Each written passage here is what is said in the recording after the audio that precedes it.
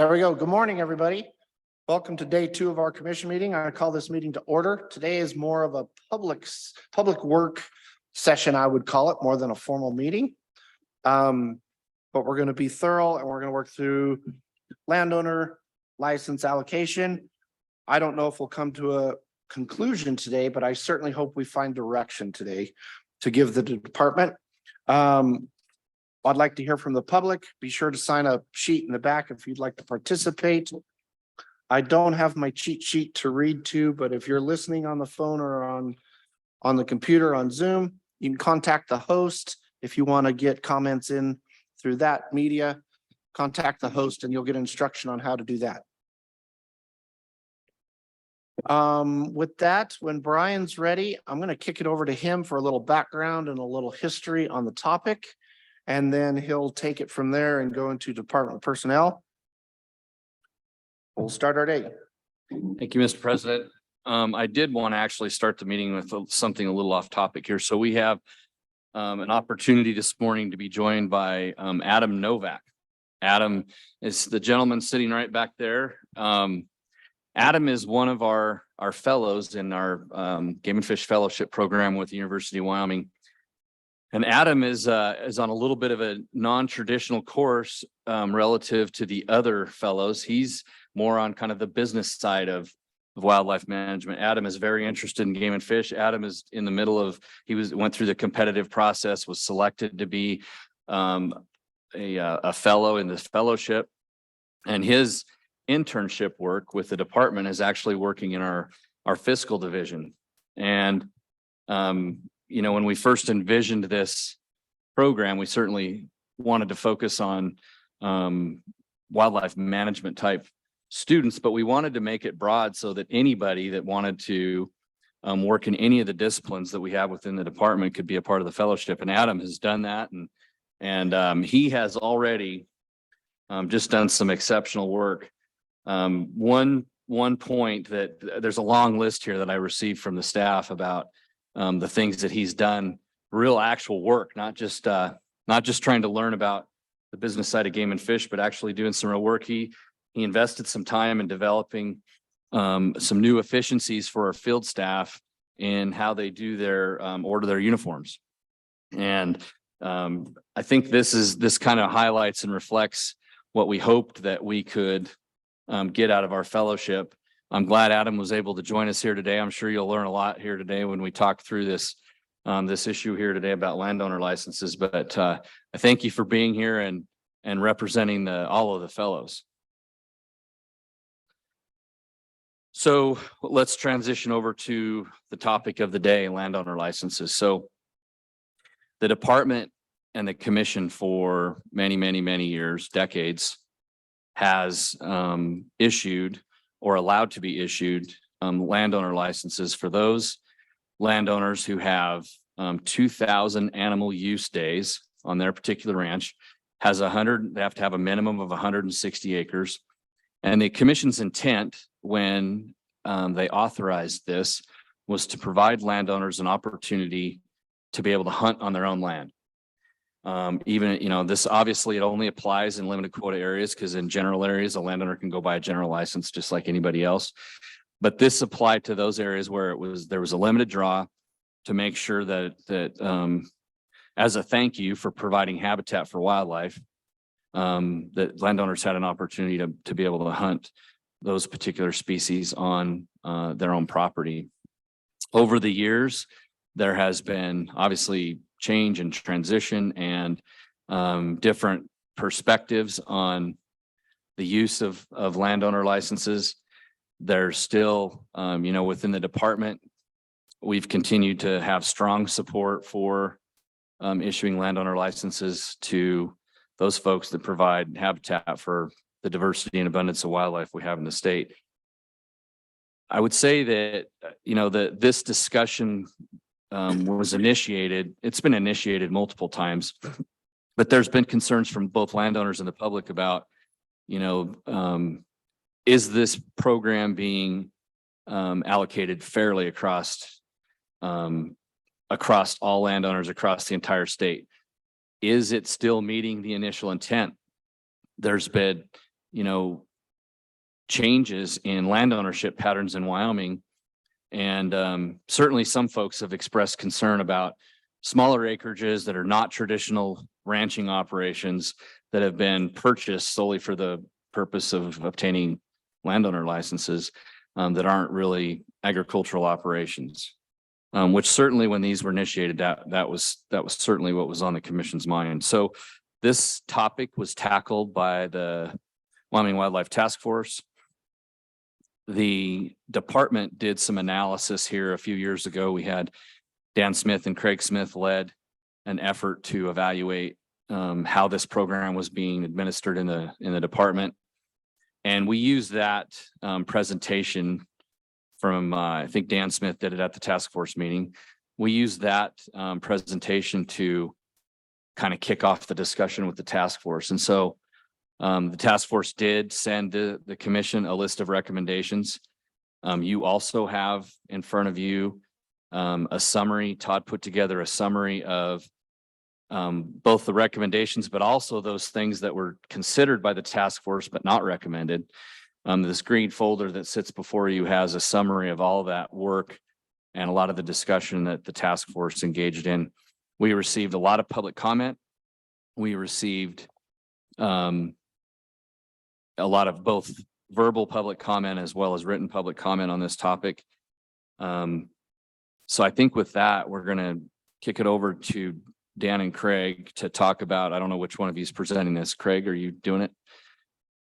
So they're going to kick this thing off and present some information, and that will begin our discussion. And I guess, where the commission chooses to go with this, there's no need, there's no expectation on the department's part for the commission to necessarily have to make any decisions today. But the workshop idea was to make sure that there was room, time for you all to have a good discussion and decide what direction you want to provide the department. We don't have a draft regulation out right now on this. We don't. We wanted to bring those recommendations from the task force to you and let you discuss them in an open forum. So with that, before I kick it over to Craig, is there any questions before we get started or any thoughts? So I do want to make sure to remind everybody that Commissioner Bell was on the Wildlife Task Force. We do have another Wildlife Task Force member in the room. Mr. Pat Crank is here today as well.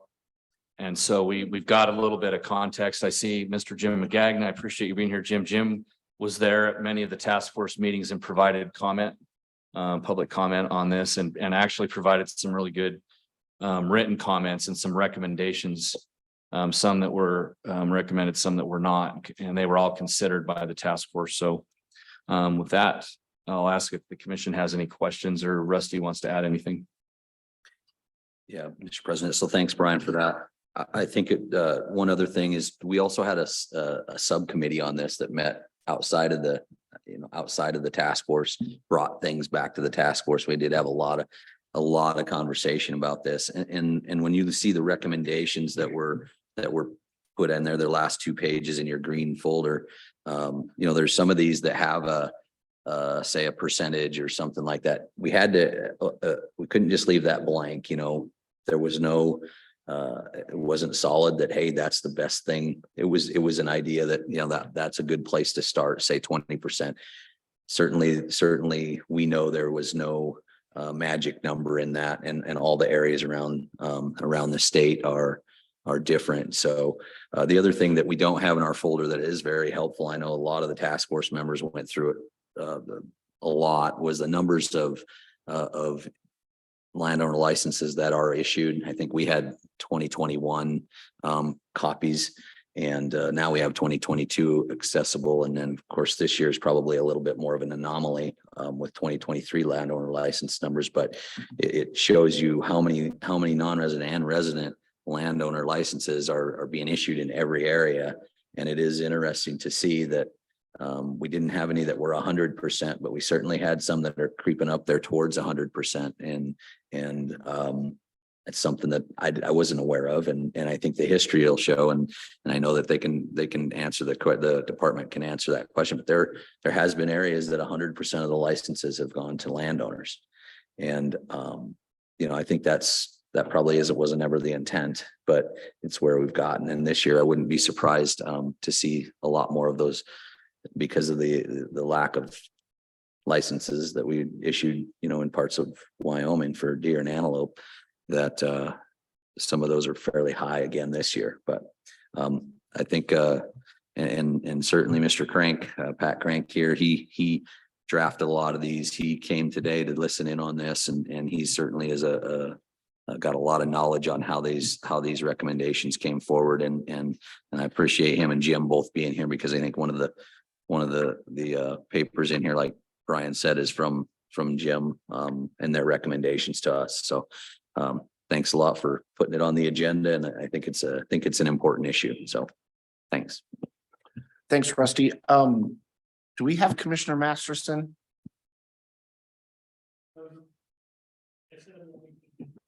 He's not on yet today. Okay, well, we'll proceed without him then.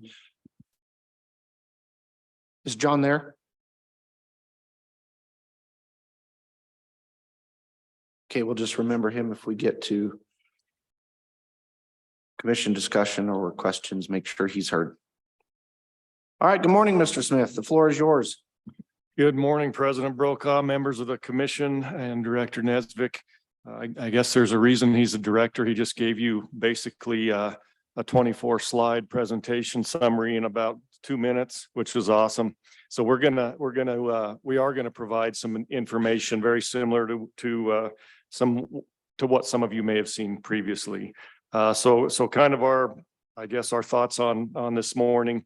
We'll have Dan Smith come up here, as Director Nesvik mentioned. Dan did a lot of work with landowner licenses, along with myself and several other department folks, trying to come up with some solutions to some of the concerns and issues that we have identified.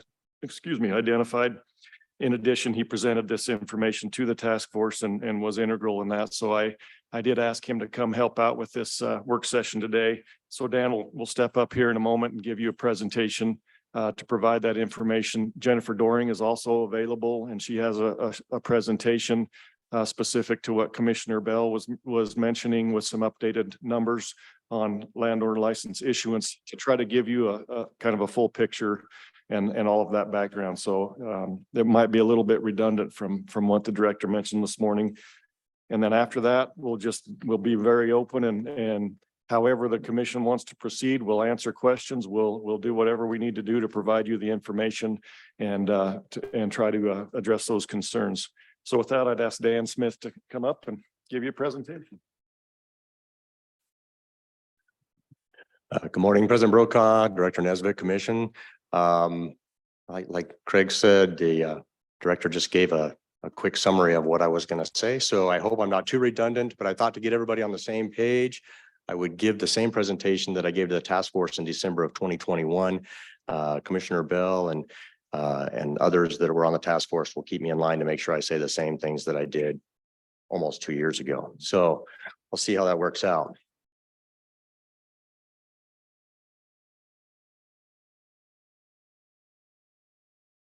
Wayne told me I had to point the pointer at him. There might be that issue too. Okay, so first the commission gets its authority from statute, and the statute that's appropriate here is Wyoming Statute 23-1302 under the powers and duties section H. And for the purposes of promoting and maintaining wildlife habitat and attaining wildlife management objectives, the commission shall promulgate rules and regulations governing the issuance of elk, deer, antelope, and turkey licenses to landowners without subjection to a competitive public issuance. And so I think the intent of the legislature there was twofold: recognizing landowners for what they do for wildlife, and also recognizing the need to manage wildlife and giving the landowners the opportunity to do that.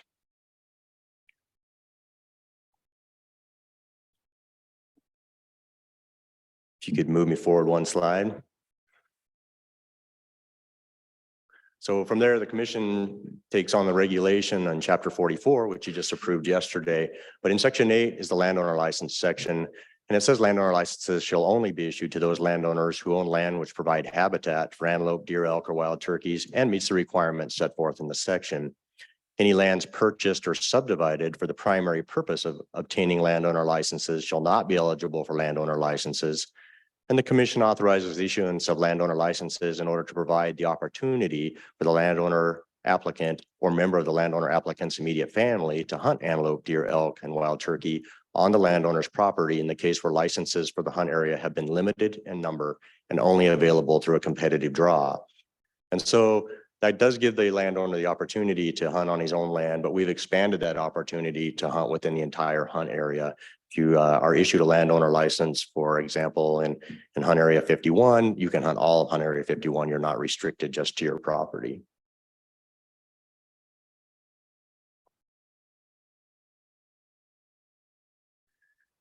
Under definitions, we had to clarify what a landowner is. And so a landowner is an individual, partnership, corporation, trust, limited liability company, or combination of these, which owns real property in fee simple title or is acquiring an equitable interest by written contract.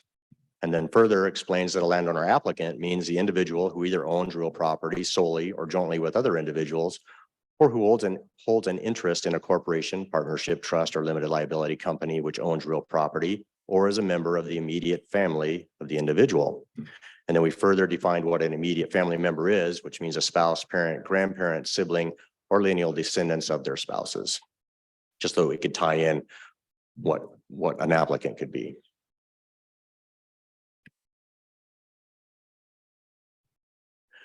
So as Director Nesvik mentioned, there are some eligibility requirements, and some of them seem kind of very forthcoming or very straightforward, and it doesn't make sense that we had to write them down, but you have to. You know, the deeded land shall be located in the hunt area for which they applied. So you can't apply for a different hunt area just because you own land over here. Eligible properties shall consist of a minimum of 160 contiguous deeded acres and shall be utilized by the type of big game or wild turkeys for which the applicant applied, to the extent the land provides food, cover, and water in the hunt area for they are applying for. So as Director Nesvik mentioned, a minimum of 160 contiguous acres, and the species for which you want to apply for has to actually have to be on your property, and your property has to provide some kind of habitat, which is a very broad term when we try to define what habitat is. Landowners work with the game wardens to demonstrate a minimum of 2,000 days animal use on the deeded acres for which they're applying for. So 2,000 days use could be 200 animals for 10 days or one animal for 2,000 days, any multiple of how you get to 2,000. If you have a herd of 2,000 elk that spends the night on your property, you've met the requirement. We have had some discussions internally about what is a day's use. Some guys are very hard line on 24 hours as a day's use, and some guys are a little more liberal with that if they're using your property for a part of a day, that counts for a day's use. And so we try to work with landowners to make the most appropriate decision there. Animal use shall occur during the previous 12 months. And so it's just because you had use for 1 year doesn't mean that it's going to be there every year. Animals change their behavior, things happen. And so it has to be in the last 12 months and no more than 2 licenses per qualifying parcel in a calendar year.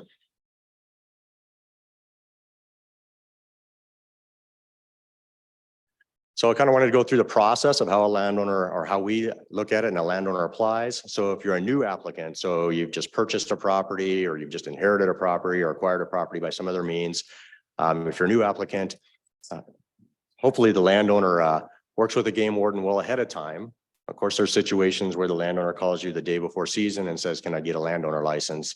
And that makes it a lot more challenging for everybody. But hopefully the landowner and the local game warden have been working together prior to the deadlines, so prior to the application dates, and they can try to ascertain that all those requirements have been met, the 2,000 days use, 160 acres, et cetera.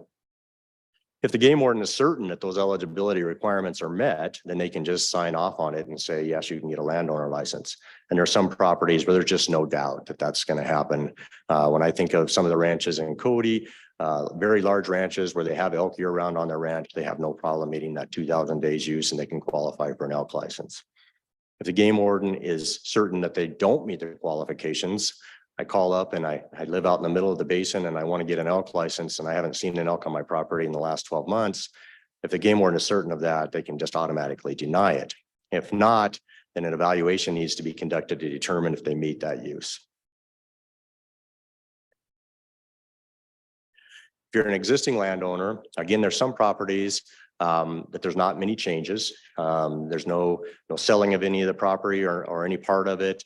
Animal use hasn't changed. And like the example I just gave, you just know that they're getting 2,000 days of use and they meet all the requirements. So it's easy to look at that landowner year after year and say, yes, they qualify. It's just obvious. Others, things change. Either they sell portions of the property or they subdivide it for some reason, or maybe there's a big fire in the area, or maybe we've managed elk to try to lower a number and there's no longer meeting that 2,000 days use. In those situations, then again, an evaluation needs to be conducted. So how do we evaluate 2,000 days use? Hopefully, again, the landowner and the game warden are working together and they try to come up with ways to document use, either through photos or through doing random counts or conducting surveys in a random way. Just trying to come up with that way to demonstrate that animals are using it. Some cases it's very simple to come up with, other cases it's a little more challenging. It can get down to trying to do pellet counts. That is one method of trying to evaluate. It's not a perfect method. It's not the answer for everything. If you're trying to get exactly 2,000 days use, it would be hard to do it through pellet counts, but it can maybe give you a minimum number of what's using it. And so in some cases we try to do that.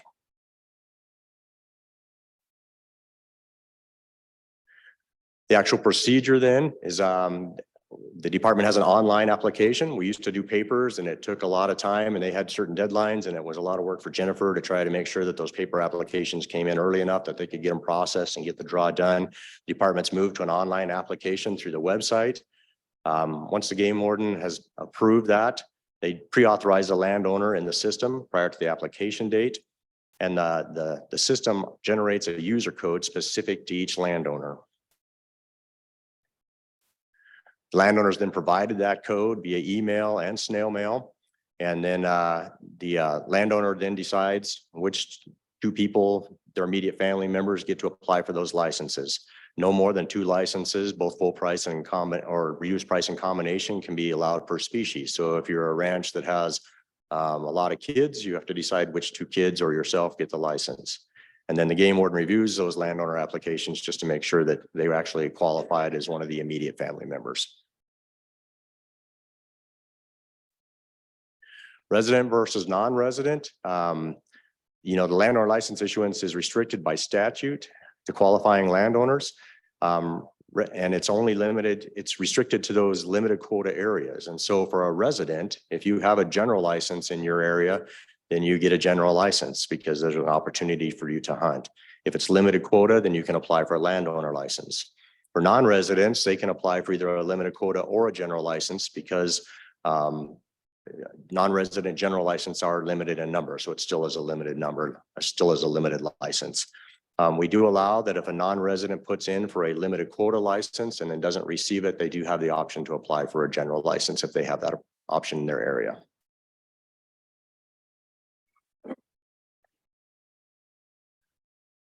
So the draw process, as we kind of discussed, I won't read that whole slide, but in cases where it's a limited number of license, landowner licenses are drawn first. The statute allows for them not to have to go through the competitive process with the public. And so they get their licenses drawn first. If there are fewer licenses available than landowner license applications, then the landowners would go into a competitive draw and there wouldn't be any licenses outside of the landowner licenses, if that makes sense. Can I ask a question about that real quick, Mr. President? Do you want me to? Sure, if that's okay with, Is that all right, Dan? of course, Dan. So when that happens, that draw happens and there's more landowner licenses than what the quota is.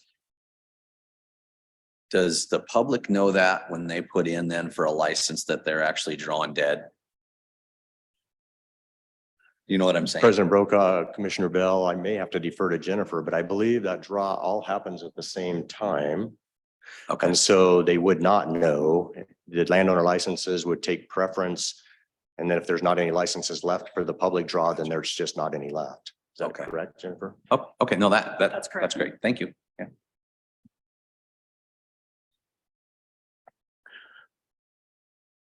So as Commissioner Bell mentioned earlier, I just put these slides to kind of show a trend. Jennifer will talk about real numbers. I mean, these are real numbers, but Jennifer can get into depth of more real numbers on this.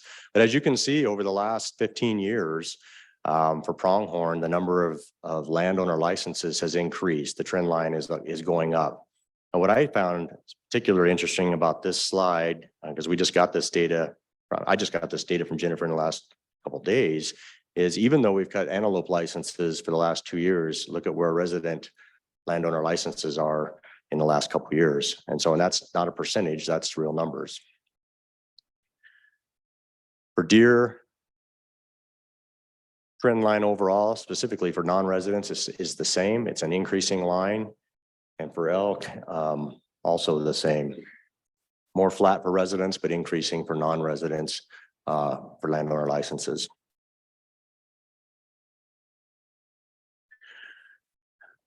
The landowner license committee that Craig and I were on in 2018, we tried to dig into this really deep and figure out, is it all big properties that get licenses? Is it small properties? How does that break down? This is it's not a full complete thing. We don't track that as a department. So this was trying to go back and pull data from each of the regions and each of the wardens as to what landowner licenses they're approving. And so it's not a complete file, but interestingly enough, the majority of them are 1,300 acres or less, as you can see on this slide, and that was in 2018.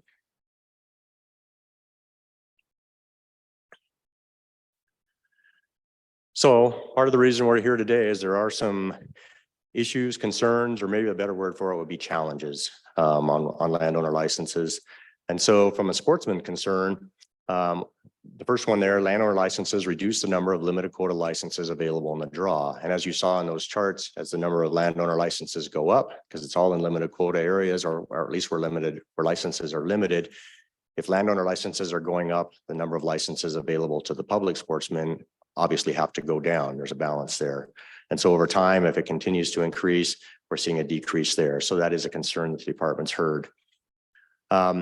Most licenses that are issued to landowners are for male or any animal. And so that does result in landowners wanting to hold their land not open to the public for public access until they fill their licenses. And so I can name several ranches where, we have hunter management areas late in the season for cow elk, but they don't let us hunt early in the season because the landowners are hunting bulls at that time. And then we're also seeing an increase in licenses obtained through the landowner licenses that then they donate to nonprofit charities, which is a great cause, but it does still show an increase in the number of landowner licenses. As far as landowner concerns, obviously, part of the things that we're going to talk about today is the inequity between somebody that owns 160 acres and gets 2 licenses and somebody that owns 10,000 acres and gets 2 licenses. There's no equaling there, or there's no equity there. And that's just part of how it was written in the statute. And then if you have less than 160 acres, you don't qualify for a landowner license. So we have a landowner in Cody. He has 60 acres. He has elk damage every single year. We are constantly trying to move elk off of his property, but he does not qualify for a landowner license where he could go out and shoot one of the elk for himself. So he has to put in for a draw. He buys type 6 licenses to try to kill cows on his property every year, but he doesn't qualify for a landowner license. And then as Director Nesvik mentioned, there's a lot of change in ownership from traditional agricultural use to non-traditional recreation use, which creates challenges of harboring elk in places where if they're buying it for the purpose of hunting, even if it's just 160 acres, if they didn't legally buy it for the purposes of hunting, but they get a landowner license, they want to have elk on their property because they want to be able to come and hunt it. So that hurts us in management. It also hurts neighboring landowners because as elk numbers grow, then they're getting more damage on their properties. And then for management concerns, as noted, it can create situations where we can't offer a license because we know that the entire license sales would go to landowners and the public would not really support that. And so we have to be careful on how we issue licenses so that there's some public opportunity there.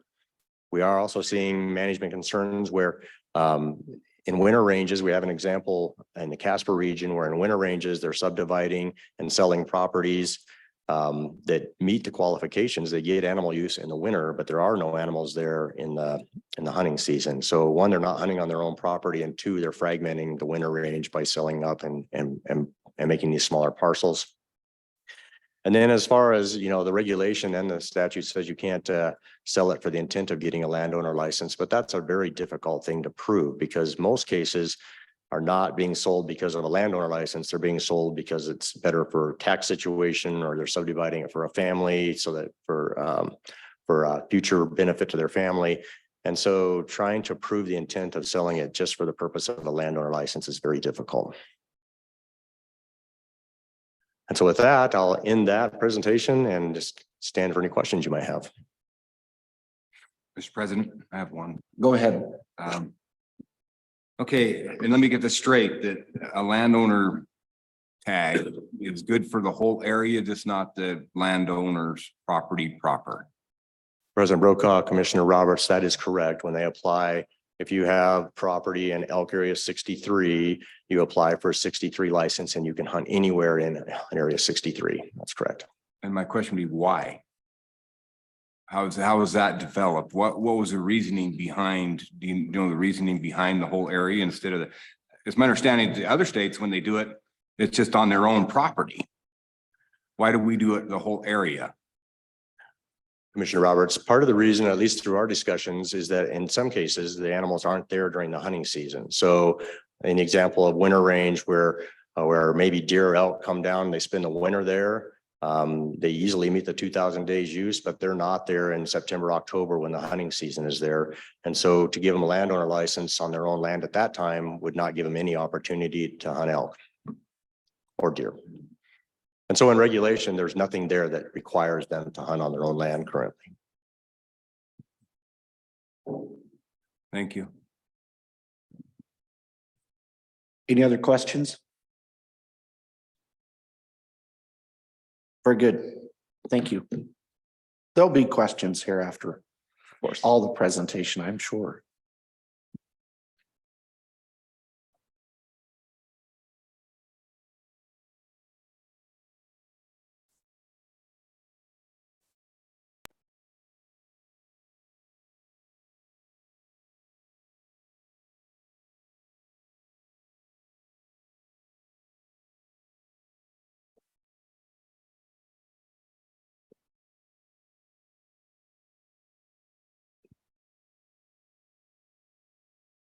Good morning, Commissioner, President Brokaw, members of the commission, Director Nesvik. My name is Jennifer Doring, and I'm the License Section Manager. So I'm going to go over the summary final presentation I gave to the Wyoming Wildlife Task Force on landowner licenses. I actually gave two other presentations that they had requested with different data. And then this was kind of the wrap up of kind of a summary of all of those presentations. So I chose to give this presentation to you guys today.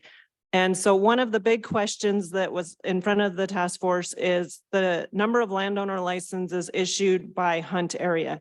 And so I did break that down by every license that we issue and break down the number of landowner licenses that we issue in that area, the percentage of licenses issued to landowners versus the quota, whether that's for the resident quota or the non-resident quota. And then one of the other questions asked by the Wyoming Wildlife Task Force was, what is the approximate public land in each of those hunt areas? And so I was able to get the approximate public land off of our website. And so this is just based on the calculations through GIS. So that you'll see some numbers that are approximate public land, and those we don't update those routinely every year. So those numbers are pretty consistent. One thing I do want to go into a little bit and just follow up a little bit to what Dan was talking about as to how the landowner draw works. In chapter 44, he provided you that really long statement of how we conduct the landowner draw. And so the landowner applications actually go through the draw. So no matter if there's one landowner application and there's 100 licenses, or if there's 10 landowner applications and 10 licenses, all of those applications for landowners do go through each of the draws. So the antelope draw, the elk draw, and the deer draw. They are just drawn first. So when we do the resident draw, the first licenses that come out of the 80% for deer and antelope for that draw are the landowner licenses. Subsequently, the same thing for non-residents. When we do the non-resident draw, they come out of the quota first, and then we move on to the special draw and then the regular draw. There are times when we have more landowner applications than we have quota for those areas. Prior to this year, that had happened a couple times where we had, actually, it was usually only one additional landowner license application over the quota that we had available. This year, we did have several areas that we did issue at 100%, and we did have unsuccessful landowners in the draw this year. And so those license applications that go through the draw do go through the same way. They're given random numbers and they're drawn lowest random numbers. So that's how that draw works. So I did just want to give a little bit more information on that. That's one of the questions that we routinely get through the telephone information center, was a question through the task force, is do those landowner applications go through the draw, and how do they affect the quota that goes into either the resident draw for just resident applicants or the non-resident draw.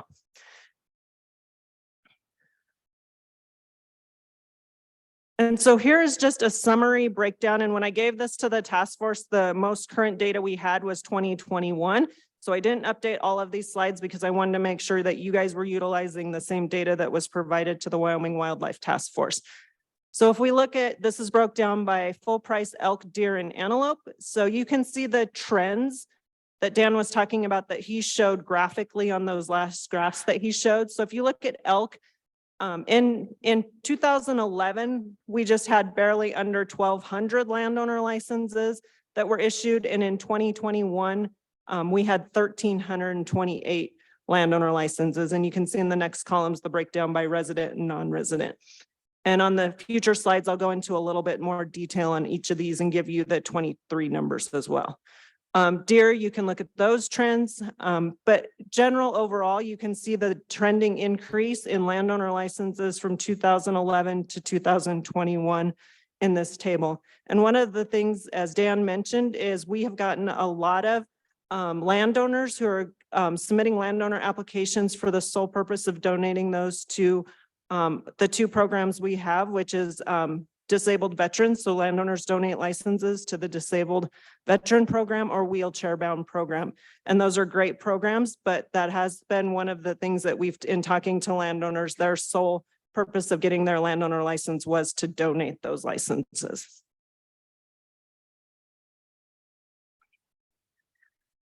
As a breakdown, just talking about elk licenses, you can see in 2021 and 2011, the number of resident landowner licenses made up approximately 2% of the total resident licenses quota issued. So about 2% of the total limited quota licenses for elk went for residents in those 2 years. Comparison was about 2%. If you look at non-resident, that did increase from 4% in 2011 to approximately 6% in 2021. And the numbers for 2023, we issued 941 resident landowner elk landowner licenses, which still equates to 2%. And then we issued 457 non-resident elk licenses, which was 6%. So those percentages are about the same, but the number of licenses did increase for elk.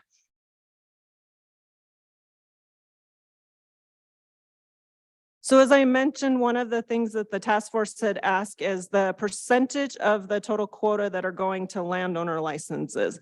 And so looking at 2021, for resident elk licenses, there were 63 hunt area types that had resident landowner licenses issued, and up to 42% of those available licenses went to landowners. And if you look at the approximate land range public land that ranged from 0% to 83% public land. And so the charts at the bottom just go through and look at the hunt area type licenses with the highest number of licenses. So hunt area 121 type 1, 42% of those licenses issued to residents in that area went to landowners, and 70% of that hunt area is made up of public land. And then if I broke down the highest up to percentages there, 36%, 29, 26. The second chart shows that there were 4 hunt areas where the percentage of quota was between 25 and 23%. 15 hunt area license types were 11 to 19%. Then we dropped to 13 that had between 6 and 10%, and 27 of those areas had 5 or less percent of landowner licenses issued in 2021. When we look at the 23 numbers for that, for elk, we did have 2 areas, 113 type 1 this year that was at a 55% of the licenses issued to residents went to landowners, and 124 type 1 actually went down a little bit this year. It was only 37%, but the rest of them were still under that 40%.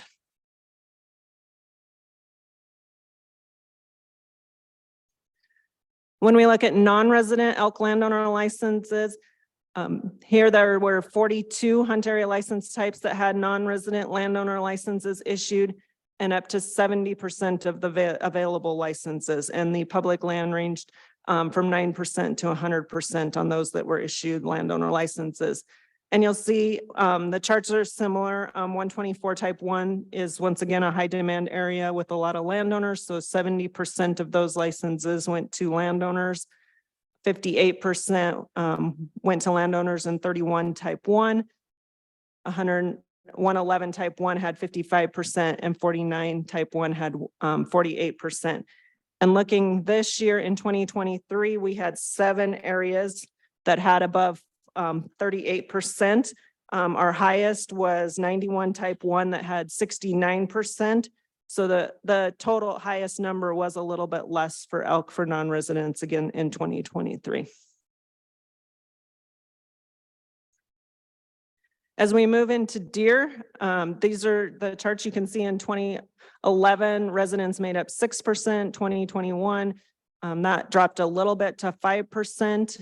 And then non-residents went from 1% to 2%. And I do want to point out the resident percentages do not include general licenses issued through the draw. They cannot pull a landowner general as a resident, but I didn't include those totals to account for the percentage that went to landowners.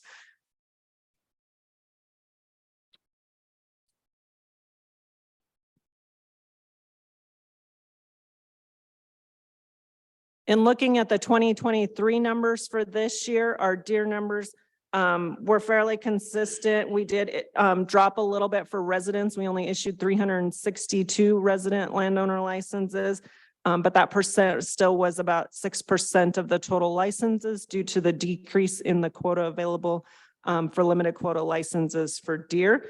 And then non-residents was 347, which was a slight decrease as well, but that percentage was 3% of the total licenses were issued to non-resident landowners in the 2023 draw.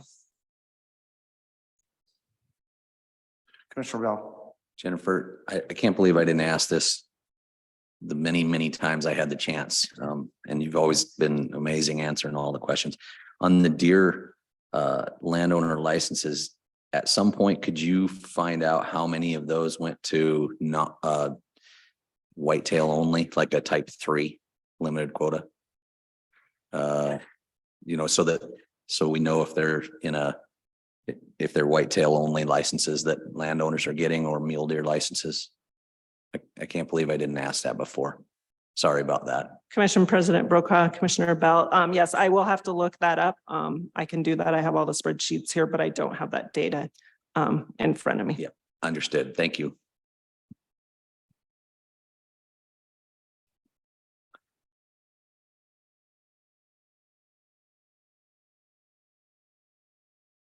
So similar, you'll see these same charts on all of them. For resident deer, there were 37 hunt area types that had resident landowner licenses issued, and the highest was up to 40% of the available licenses.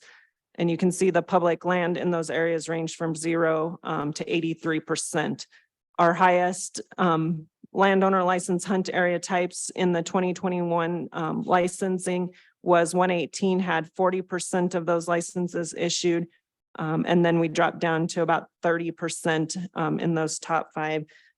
This year in the 2023 draw, 118 type 1 was once again our highest percentage of landowner licenses, with 55% of those licenses going to landowners. 157 type 1, which isn't on that list, also had a 49% of those licenses going to landowners for resident. And 84 type 1 increased to 45%. Went to landowner licenses in 2023.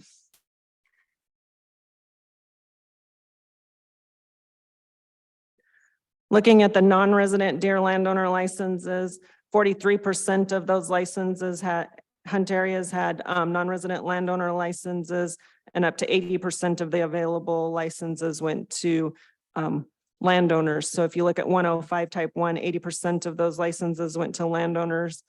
84 type 1 had 60%.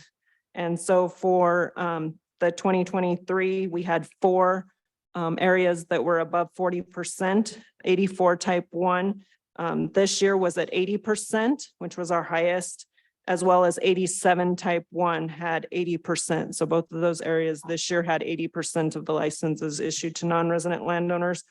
105 type 1 had 60%, and 116 type 1 had 47% of that quota that went to non-resident landowners in the 2023 draw.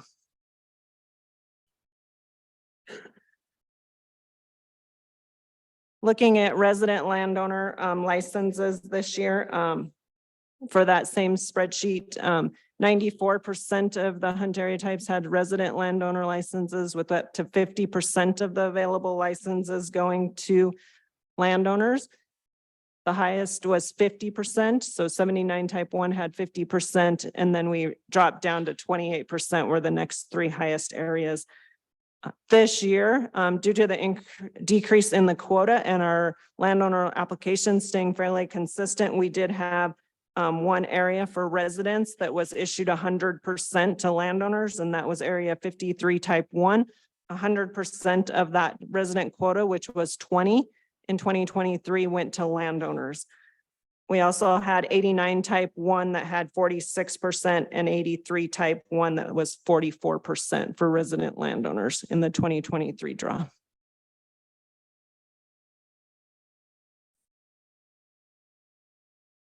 Non-residents, antelope, we had 65 hunt area types that had non-resident landowners, with the highest being up to 35% of the available licenses in 2021 going to landowners. And that was area 80 type 1. And then we dropped to 27%, excuse me. And you can see that chart in 2023, once again, due to the decrease in the quota, we actually had 3 non-resident areas that all 100% of the quota for non-residents went to landowners. And that's once again, area 53 type 1, 100% went to landowners. And that was a total of 5 licenses. 88 type 1, 100% of those licenses, which was 8 licenses, went to landowners. And 86 type 1 had 100%, and both of those licenses went to landowners. We did have 62 type 1 that had 80% of their licenses go to landowners, 87 type 1, 75%, and 90 type 1 had 71%. And then after that, it drops dramatically back to closer to the 2021, where we dropped to 33% of the licenses went to landowners.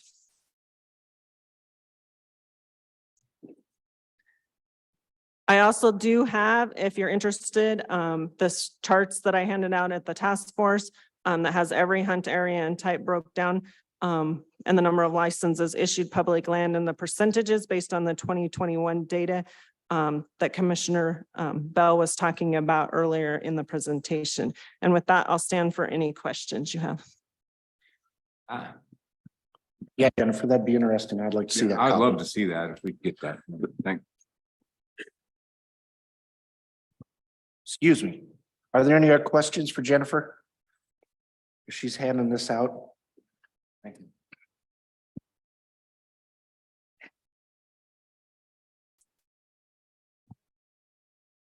I guess, Jennifer, I'll ask a question and I think I know the answer, but I think it's important that we ask.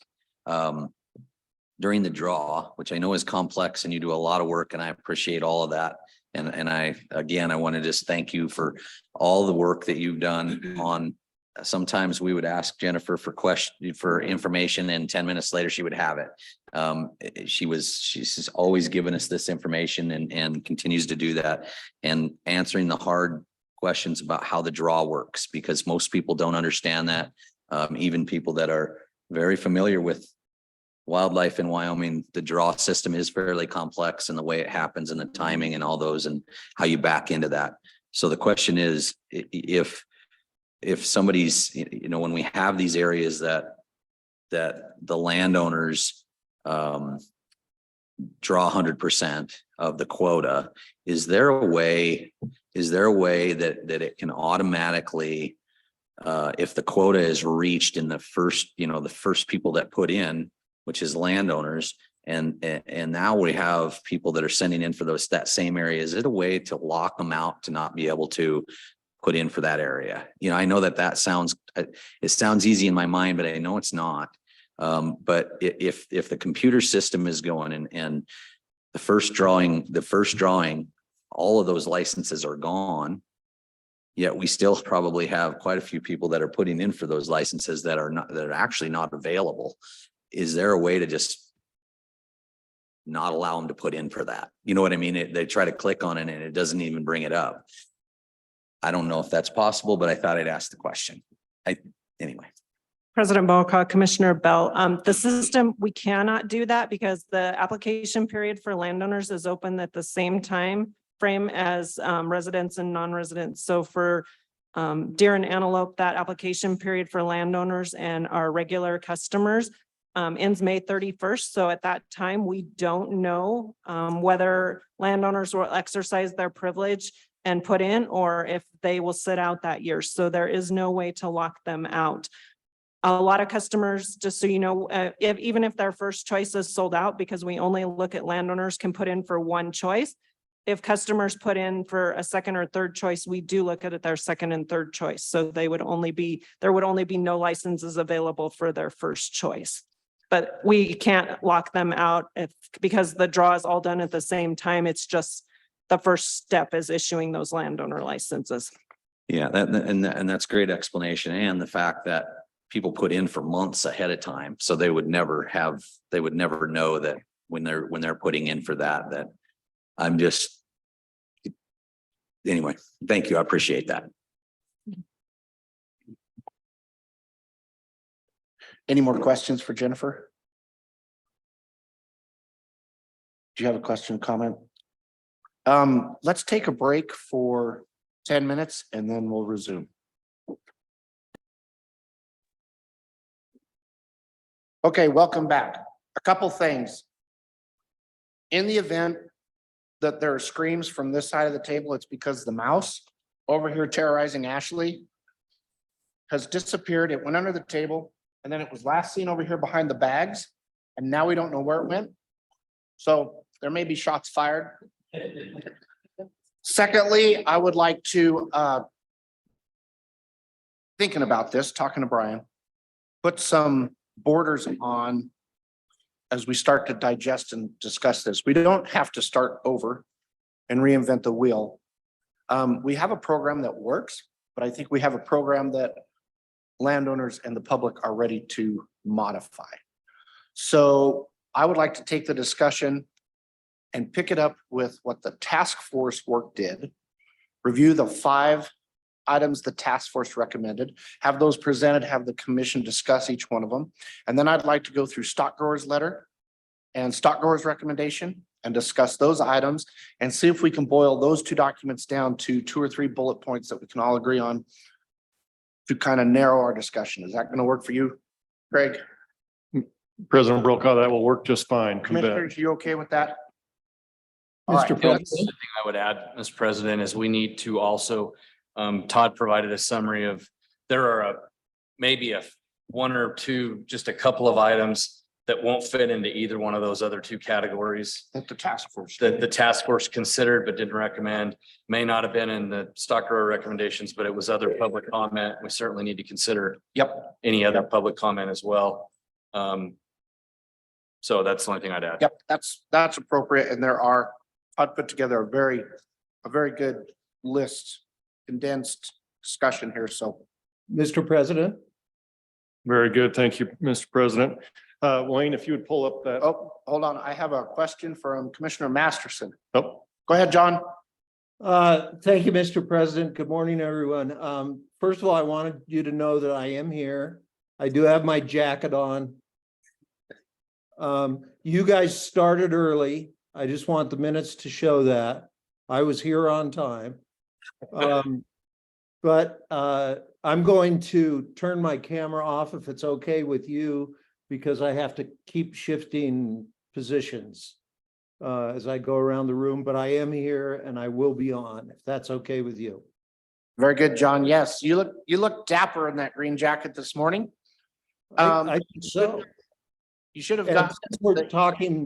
since we're talking landowner licenses, that's the picture I'll use. That's most of us right there living in a sod house. Thank And you. John, you should have the data sheets that we were presented by Jennifer. She sent those to you, so check your inbox if you haven't gotten those already. All right, thank you. All right, very good. Proceed, Craig. thank you. Yeah, we'll pull up a presentation here at the last, I don't remember if that was the March meeting or when we attempted this the last time, that kind of got us to this point to have this work session. I hid some of the slides. That's just redundant stuff. Hopefully they hid. But I'll just pull up basically the recommendations from the task force. And you have a copy of that in the information that Todd provided you at the back of that packet is the actual letter that was received, and that's what these will look like. So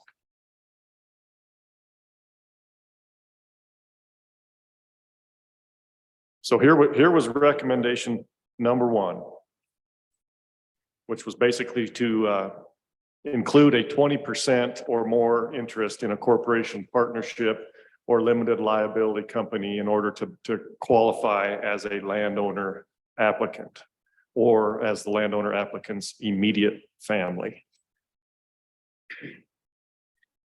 So I'll provide a little bit of background and some of the discussion and why this came up. And so the concern that was raised that prompted this discussion was the fact that it still exists now, under the existing regulation, a landowner that owns 100% of a ranch qualifies for, he or she and their immediate family qualifies for 2 licenses if they meet those specifications that were outlined by Dan. And as does a person who owns 1 share in a corporation that has 100 shares.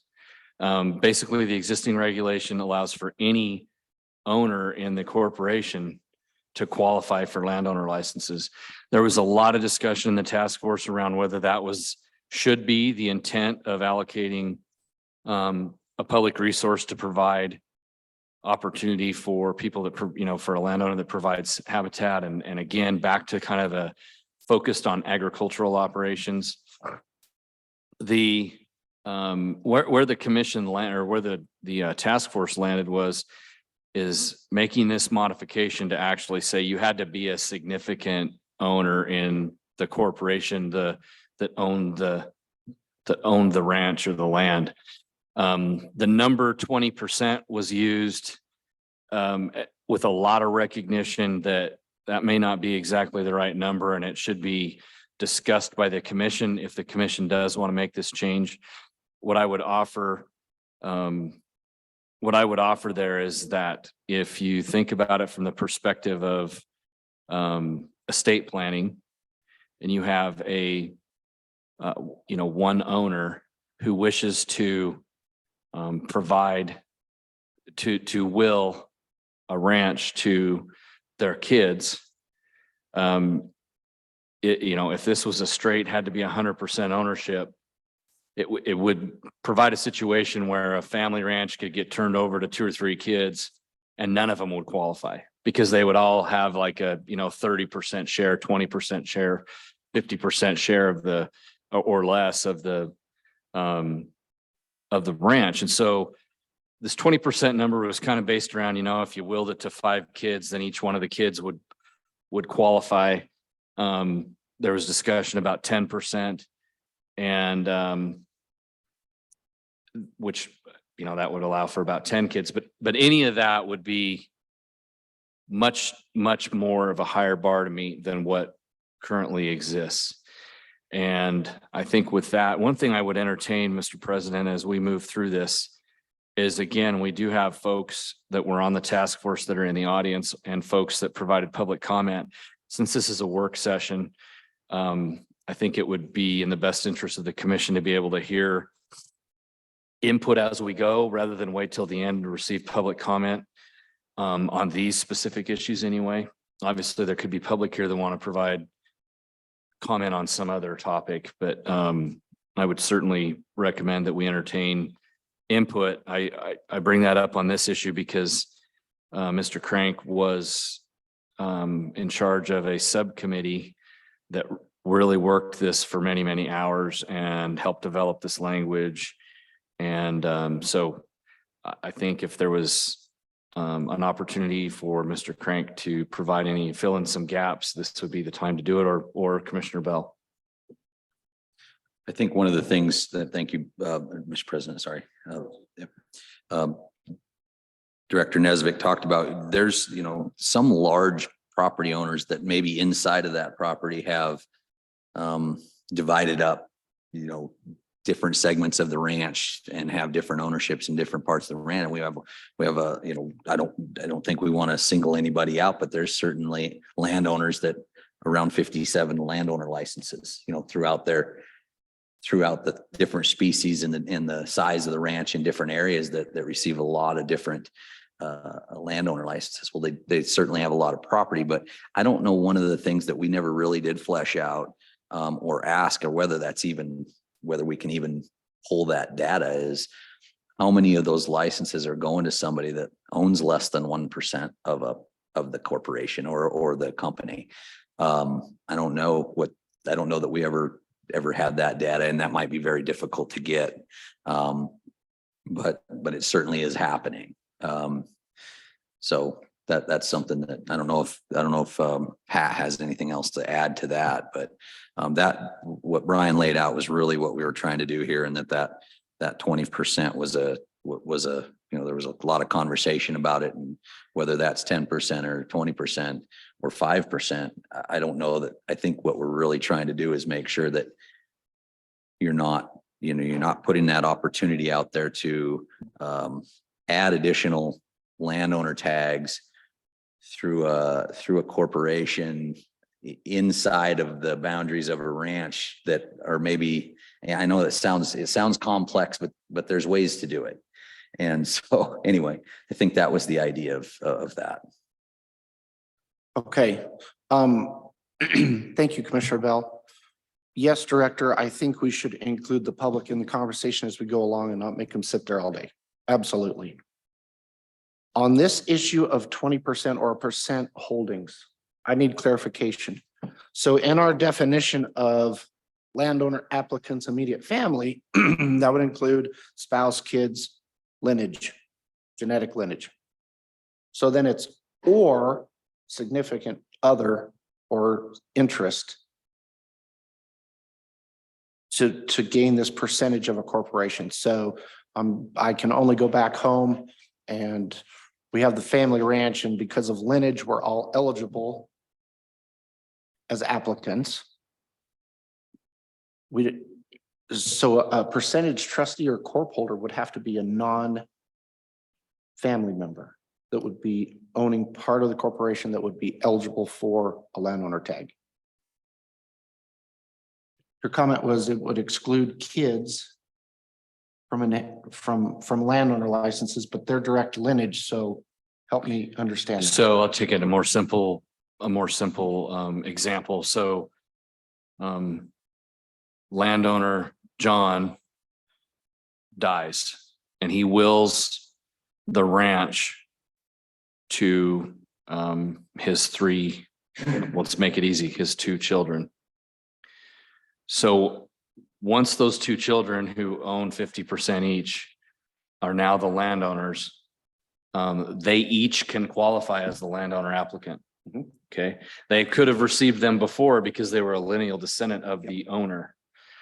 So if you don't define significant interest at a low enough level, landowner John, in a different scenario that wills his ranch to his 6 kids, they all then own whatever that turns out to be, 17%. Is that right? Yeah, okay, None of them would qualify then because they wouldn't meet this 20% bar. gotcha. Well, okay, And maybe like Rusty said, the intent here was to try to eliminate I don't know, I don't want to call it a corporate loophole, but a way for large holdings to have different companies within companies that on the same ranch have a lot of different landowner licenses. Maybe the percentage is a lot lower than 20.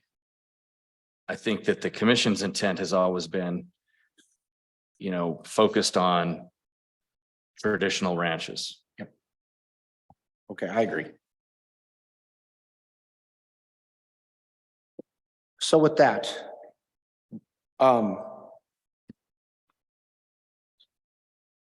would invite Mr. Crank up at this time for his public comments, but also his participation in the task force and the subcommittee, chairing the subcommittee. So, good morning, Mr. Crank. Good morning. Join our discussion, May please. it please the commission and you, Mr. President. I'm Pat Crank. I was a former member of the commission and I also served on the Wildlife Task Force. And as mentioned, I was kind of the scrivener for the task force at times. So on this first provision, and I'll just direct my attention to that, this was designed to curb what the task force believed were abuses that were occurring out in the system. And I'll give you some examples. I don't want to, there's a large landholder in the central part of the state. And I don't think they're abusing the system. They're playing well within the rules, but are those the rules that we think should exist? Is the answer for this commission. So that large landholder is owned by a corporation or a series of limited partnerships, as I understand it. They purchased a bunch of small individual ranches and combined them into one giant conglomerate. So ultimately they qualify for days of use and acreage for a number of landowner licenses. Their limited partnership structure or so limited liability companies or corporations or limited partnerships are just legal fictions we create via legislation to limit liability, essentially is the purpose. So if something goes wrong and someone sues, they're limited to the assets of just that limited liability company. They can't go get my personal worth, if I win the lottery tomorrow night and own an island in the Bahamas. So, but the way this large ranch in central Wyoming is structured, all of the employees are corporate owners. They have a limited number of shares in these or membership interests in these limited partnerships or LLCs or corporations. So they qualify under the second part of the current regulation, which says, that they are an owner in a corporation, partnership, trust, or limited liability company, which owns real property. So technically, under the eyes of the law, they're an owner. So they get to qualify to get one of these numerous landowner licenses that are out there. And so what essentially, the whole purpose of this, and you see it in the enabling legislation, is the commission years ago in the state of Wyoming wanted to reward landowners for feeding our wildlife. 90+% of our wildlife lives on private land, particularly during those hard times during the winter. And so without landowners feeding our wildlife year round and caring for them by having good habitat, good range conditions and water, we wouldn't have the wildlife herds we have. So the commission wanted to reward that by giving them a token gift, and it's not much. I mean, 2 landowner licenses every year for those 4 species. So does it make sense that we have, through legal vehicles and operating legally within the current rules, that a person who's an employee of an insurance company that lives in New York City can get a landowner license to come hunt in central Wyoming on this large ranch? And I would submit, no, it doesn't make sense. I mean, they're operating within the rules and the legal fictions we create via legislation to qualify under the existing rule. So the idea of changing this is not so much as you are addressing Commissioner Brokaw and Brian's comments. It's not to address the lineage questions, because that works already. It's to address these corporate or limited liability or limited partnership instances where we have people qualifying for landowner licenses when they're not an ag producer. They don't even live in Wyoming. They have nothing to do with the land. They're just working for a company that gives them a share of stock. So that's one thing we tried to address. And I will tell you, with regard to this, to be fair to this large ranch in central Wyoming, they're not here today. I keep hoping they'll show up, but they haven't. And address this, but those, let's say they bought 20 individual smaller ranches. That would have been 40 landowner tags. So what they're doing has not increased, I don't believe, the number of landowner tags going, other than maybe by demand. It's a great perk if I live in Delaware, that because I work for this company and own 1 share of stock or 1 membership interest, I might get to hunt elk in central Wyoming in limited quota areas. But so maybe they're applying for a few more, but it's not dramatically increase the number of landowner licenses given in that ranch area. But it is, to me, inconsistent with the purpose of landowner licenses as originally envisioned and as set forth in the enabling statute. So we defined significant interests to prevent someone from owning 1 share of stock in a limited liability partnership company being able to qualify for a landowner license. So, and I will tell you, I think I came up with the 20%. It's totally arbitrary and capricious, but my thought was, in today's day and age, if I want to form a corporate entity or a limited liability company or a limited partnership company for purposes of estate planning, at the most, I think in this day and age, people might have 5 kids. So 5, divided by 100 is 20%. So that's why I thought that this would allow them, if they wanted to go that corporate route, to gift their 5 kids, 20% each. And so that's a percentage you ought to think about and figure out. That's what logic was there, if any, but that's how we came up with the 20%. The other abuse that's out there is there have been family ranches that, you heard about this, where they deliberately took a ranch, and a lot of this occurred before the various subdivision rules went in, limiting the size that you could subdivide your land without plats and that whole formal process. But they took their ranches and broke them into 10 LLCs of 500 acres each. So a ranch, so that'd be 5,000 acres. It used to get 2 elk licenses, now qualifies for 20 elk licenses, landowner licenses. I think, in my mind, that's an abuse. I'll just label it. That was deliberately done to increase the number of landowner licenses available to that family or people that, and rarely in the instances I've heard of, the LLCs are just ownership interest of the various people who owned it in the first place. That's deliberately designed to increase the licenses. That's an abuse I think that this commission should look at curbing. There's another instance where there's a hunting club in Fremont County where they sell memberships. So if you're a member of this hunting club, you qualify, when you become a member, you get a membership interest in the LLC or the limited partnership or the corporation that owns the ranch and is the hunting club. So by buying a membership, you qualify for on the list of people who could receive a landowner license. I think that's an abuse. I think the commission should act to staunch that. The other one I've seen in my legal practice, I once saw a large family ranch where one of the corporate owners transferred one share of stock to several out-of-state people. And at the same time, he assigned that one share of stock, and there were thousands of shares of stock in this corporation. He also had him sign a power of attorney, giving him the authority to take back the one share of stock at any time he wanted to.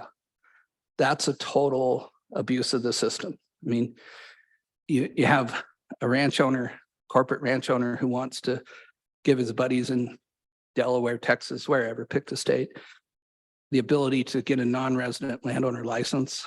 So he gives them one share of stock, but at the same time has the power via the illegal instrument executed at the same time to take it back. So those were the kind of things we were trying to address with this first recommendation. And if I can, Mr. President, I'll just tell you, as I said earlier, ranch owners and livestock producers support our wildlife during the most critical times. And without them, we would not have the wildlife numbers and the herds and the amazing gift we have in Wyoming without those landowners. So I'm fully supportive of the landowner licenses. I just think there's some tweaks that need to be made along the way to fix a couple things. This is an important one. But I will tell you, as a commission, this is, I believe, one of the most important issues you will deal with during your time on the commission, because what we're seeing is, we have this generation of ranchers who've lived on that land forever. It was their life and their passion. And sometimes, it's not their kids' passion. So you're having this change in ownership coming either through death or estate planning.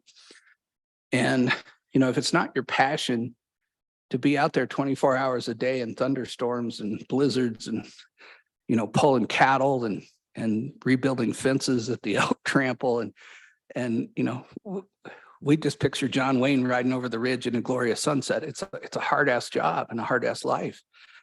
But if they don't have that passion, the option is usually to sell the ranch. And we live in such an amazing place that billionaires and millionaires come in and buy these places. And then, then the option, for those kids is to sell that, take the money. But then it gets divided into little pieces. And a large working ranch is an incredible place for wildlife. But if I subdivide that into 160s or 320s or 500s and sell them off, the person that buys that, in my experience, builds a starter castle on it, a pole barn, buys 5 mangy horses and puts them in his 320 acres. And that is not good wildlife habitat. So we take a Shangri-La for wildlife and make it into little patchwork pieces. And what you do with this policy and this regulation either encourages that subdivision or it discourages that subdivision. Let them subdivide, let them do what they want with their private property. I'm as stout a private property rights advocate as exists, but we shouldn't encourage making prairie dog towns out of large working ranches by how you decide on this policy. So this will be my comments on this provision, and I have others on some of the others as well, Mr. President, if you'll listen to me. Yep, thanks, Pat. Let's keep the conversation just to this point. We'll have you back several times. I'll extend the same invitation to Mr. Meyer or Jim McGagna. If you have comments to this first bullet point about a change in percentage ownership on a corporation or an LLC and eligibility to a landowner tag. If you have comments to that, come forward. Gentlemen, you know me, I'm Fred Meyer. I've been here before. I think that your whole landowner policy is wrong. You're wanting your cake and eat it too. You want to keep control. You're wanting the income. You're wanting to try to satisfy patrons of the state of Wyoming, and you aren't getting any of it done. You're approaching it completely wrong for the year that we're in. Your policies for the older times would have been fine. The LLCs are also for family operations that is doing estate planning.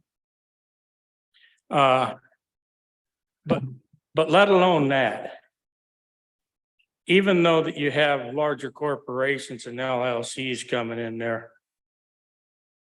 they're putting an investment into the lands. I'm not one of those. I got some LLCs that are family planning. But the fact of it is they're putting their money where their mouth is at. And they're providing habitat and land. And you guys are getting into smaller parcels, larger parcels, trying to calculate and figure out all this. You got something that is too complicated that you're never going to get to work.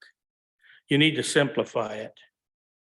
And the way that one of my suggestions of simplifying it is, and we go right back to where I originally come in on this thing, is the damages.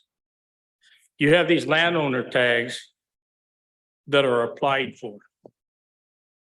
It ain't a blanket grant. They're applied for, they're submitted. You have people that are being paid however, and committees and committee after committee.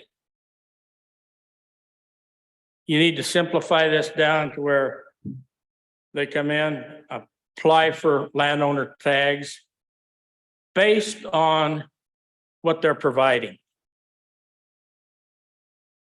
If they got 40 acres of feed that they're feeding that animal, but that 40 acres is irrigated, hay or corn or beans or whatever it is, they might qualify. Your wardens and stuff are in the areas. This stuff can be justified. And you break it down on that basis. That's fair to the landowner. And it's fair to everybody in the state because you're providing feed to those animals that other people are hunting. You have to work with the landowner. Somehow, you guys are going to have to come to some type of resolution where you work with these landowners to provide that feed that you're selling.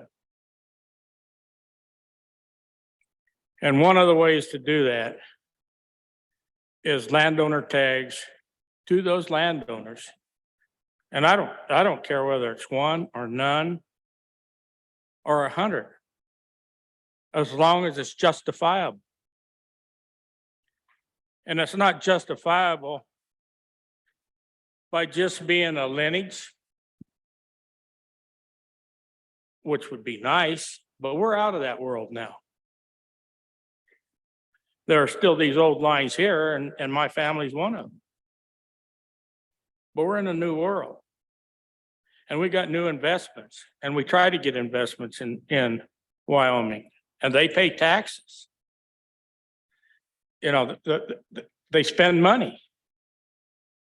You need to simplify the system, and you need to put it on a individual operation basis. You don't do that because you think it's too big and too complicated. It's a hell of a lot simpler and less complicated and not as big as what you're attempting to do. You need to boil it down on what's provided by those landowners. They have the responsibility, the landowner does, coming in and applying for that application and justifying it with your people. Every year, it can be renewed. You got officers in the field that can meet with them once a year or whatever and say, yeah, this is where we're at. We had 100 head or 200 or 700 head this year. We need adaptations, or we didn't have any. And that officer can sign on it, so it's not a continuously big application process after the original application is formed. So that's my suggestion. And then, and if that's done and done properly, it's going to help solve a bunch of the damage problem. Because you're gonna see a disbursement of animals back out to where you're selling most of your tickets is in the public lands. That's where everybody thinks they're going, but they can't get anything. And then they get all pissed off because private landowners don't let them come on. You know, so based on what I'm telling you, you're gonna start working with the landowners, with everybody, and start resolving the whole comprehensive problem. You can't just take this in little bits and pieces and take this old antiquated model that you have and make it work in today's world. Thank you. Thank you, sir. Mr. McGagnon, would you have comments about the 20% ownership of a corporation?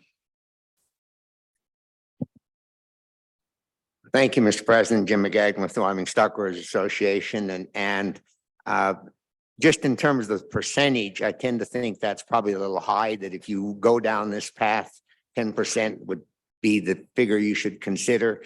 But I think more importantly, and especially listening to the earlier comments from Director Nesvik and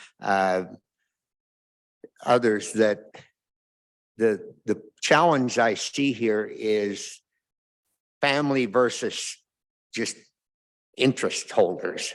And we don't want to use a provision like this one that's proposed to discriminate against family members. I'm not sure how you get there, but perhaps if you were to go with what's on there right now, to add another sentence on there that basically says that this significant interest requirement shall not apply to immediate family members of the current owner, and you might even want to say, and of the immediately or immediate family members of the current owner, or to family members of the immediately preceding owner who maintain an interest in the ranch. And what I'm trying to get at, and it gets a little complicated, but if Dad divided the ranch, as has been pointed out, and there's 6 or 7 of us there, and Dad is now gone, those 6 or 7 of us who are direct descendants would maintain that eligibility, but others who come in externally who aren't involved with the ranch, but just have an interest in ownership because we sold part of it off to get the money to buy off a son or a daughter who didn't want to maintain interest, something that they would not qualify unless they met your percentage criteria. And it gets a little complicated, but I think something could be developed, the right language, so that you protect the interests of the descendants of on the ranch and still address the potential for abuse by others who come into ownership.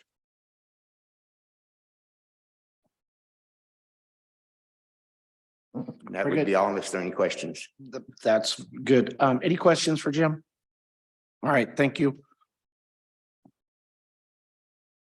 How do you want to proceed? We can move to the next. Let's go to the second recommendation from the task force and take input on that.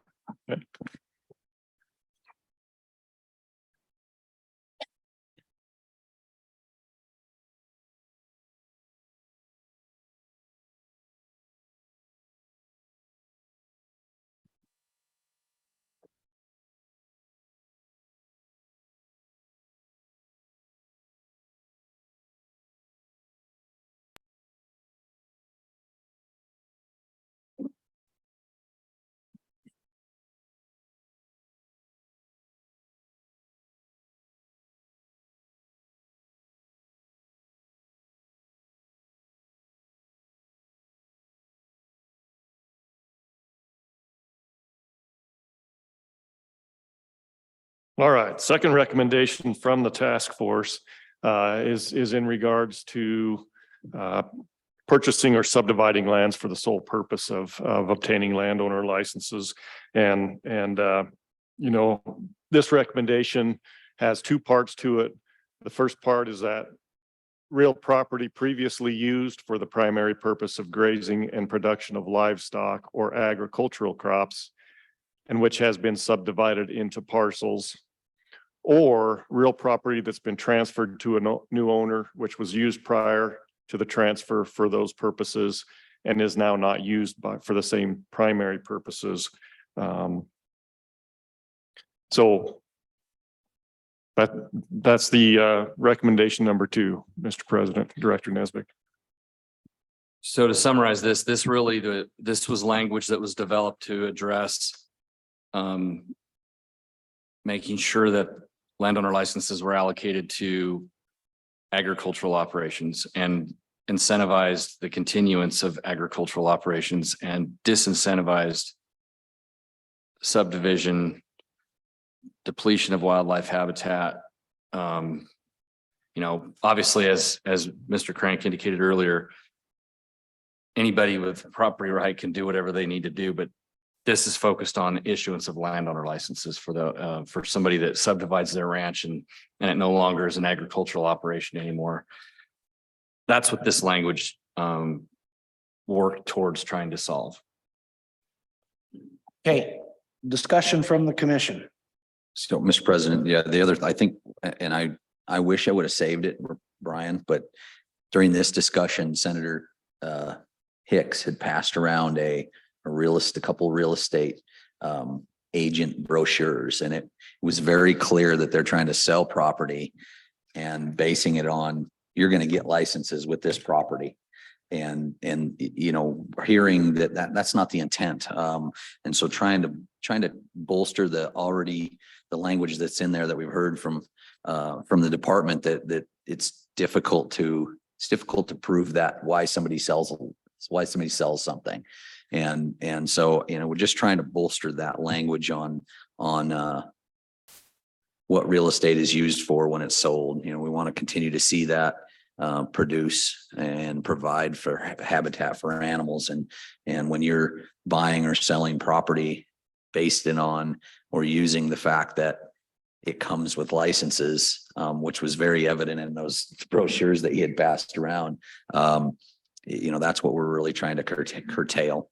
So that's just a little bit to add to that. Nowhere in my discussions have I talked to any traditional landowner that favors this. So in my mind, agreeing with this concept 100%, the easiest way to do this is change or tighten the definition of a landowner. Is that where the task is? Is that where the task force felt that their intent to make it more enforceable would apply? The task force discussion focused more on the use of the land versus the individual.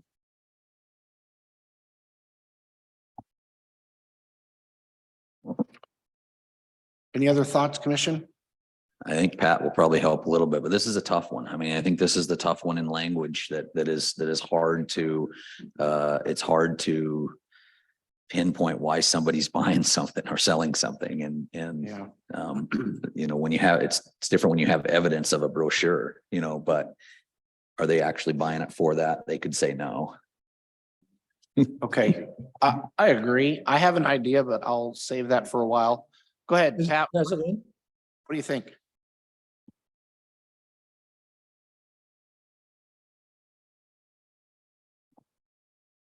Members of the commission, Pat Crank again. So Commissioner Brokaw, this was addressed to curb two problems the task force thought existed out there. One is, as Commissioner Bell has talked about, there are real estate companies who market smaller parcels in Wyoming and all over the West with the lure of hunting landowner licenses.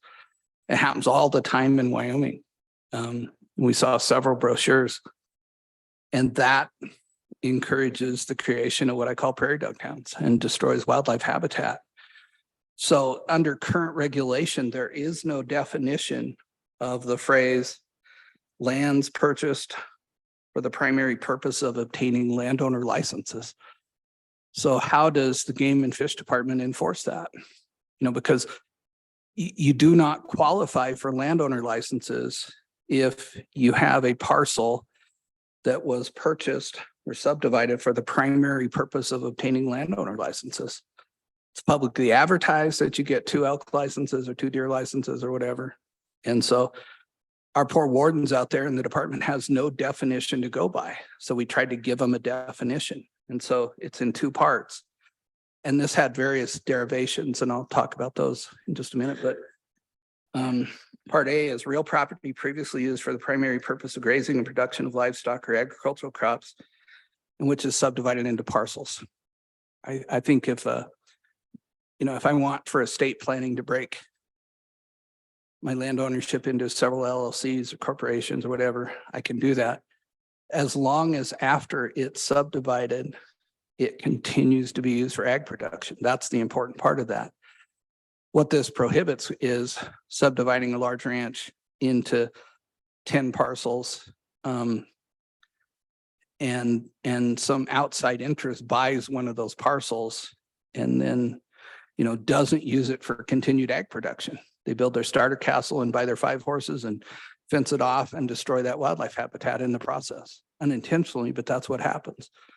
So that's part A. And then part B is also important. I mean, this is an important provision for you to look at carefully because it provides that the definition of lands purchased for the or subdivided for the primary purpose of landowner licenses includes real property transferred to a new owner, which was used prior to the transfer for an ag operation. And it's not used by the new owner for an ag or operation afterwards. So I subdivided, it goes into 320s or whatever. And it's just a homestead. It's just a place to come spend the summer or a few weeks in the summer. And it's not really used for ag production any longer. The purpose of this landowner tags is to reward landowners for the habitat and the feed they provide our wildlife. And without defining lands purchased or subdivided for the primary purpose of landowner licenses, the department has no enforcement mechanism to deny those licenses in situations where, it's just being broke up to obtain landowner licenses and increase the value of the property sale. That's the purpose. And there's a typo in this recommendation, I'd point out. In part B, the second to the bottom line says crop is such, it should say if such property is not used by the new owner for ag production. Be happy to answer any questions. Let me just real quickly, Mr. President, we beat this around at great length. One draft I wrote said if it was advertised as, including landowner licenses, it would meet this definition.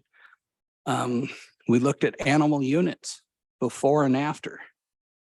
If you had, 200 cow-calf pairs, and you had to have 200 cow-calf pairs later, a lot of those are just too difficult to work. And I don't understand ag production or those terms even, but, we had 5 or 6 subparts to this. And as it went on, we thought these 2 worked and helped give a definition for the department to try to enforce the regulation.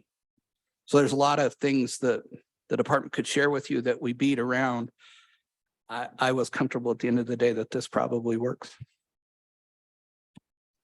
Okay, so the task force has recommended new language. To define what that means. Define what that phrase, means. Lands purchased or subdivided for the primary purpose of landowner licenses, which does not exist in the current regulation. Yep. And it was the task force's thought that adding new language would be easier than strengthening existing definition of landowner. There isn't, the definition of landowner, Or maybe we don't need to define it as landowner, but working lands or some. landowner concept. is defined, and we We tightened it up a little bit in the provision we just talked about a moment ago to control some of those abuses or situations that are occurring out there. So that's already defined. So I don't think that's the solution, Commissioner Brokaw. I think we need to define this term. Okay. It says you do not qualify if you Did this. purchased or subdivided for the primary purpose of obtaining landowner licenses. There's no definition. So we're just creating a definition and leaving the definition of landowner alone. We're tightening it up a little bit with that 20% or 10% or. And then you're excluding lands here. If you did this, then you're ineligible. All right. You I just wanna don't be clear. qualify. Yeah. You know, if you meet this definition in the game warden and you say, I want a landowner license, and the warden goes out there, he could say at the outset, you don't qualify. Yeah. I mean, this was used for ag production before. You're not using it for ag production. And you don't qualify. Yeah. That's the purpose. Mr. President. Just wanted to be clear. Yes, sir. Commissioner Roberts. So explain, Mr. Crank, how, if they lease the land out for somebody to work it for them, how do you get around that? So if you, my understanding, if they're purchasing a property and we put in the language that it has to be agriculture, what precludes them from leasing it out to somebody to have them pay it for every once in a while? Well, I think they would still qualify. The landowner or his immediate family or a significant owner would still qualify. Because after the sale, that land is not being cordoned off into little 160 acre parcels. It's still being used for the primary purpose of grazing and production of livestock or agricultural crops. So whether you lease it to a third party to do that for you, or you do it yourself, you wouldn't meet the definition, and you'd be okay.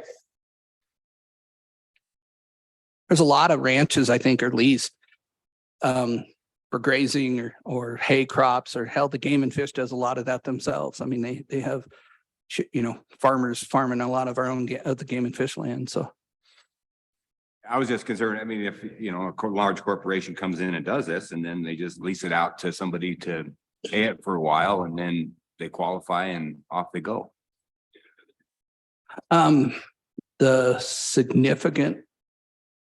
The persons who own significant interest in that corporation would qualify for landowner licenses. And in my mind, Commissioner Roberts, that's okay, because that is still a large working ranch. Doesn't matter who owns it. As long as it remains in a large working ranch, and we don't have some person owning one share from Delaware getting, I think that's wrong, a hunting license. As long as the significant owners of that ranch, they're owners under the current regulation. And we've just tightened it up a little bit, but that's okay, because that's still good habitat for wildlife.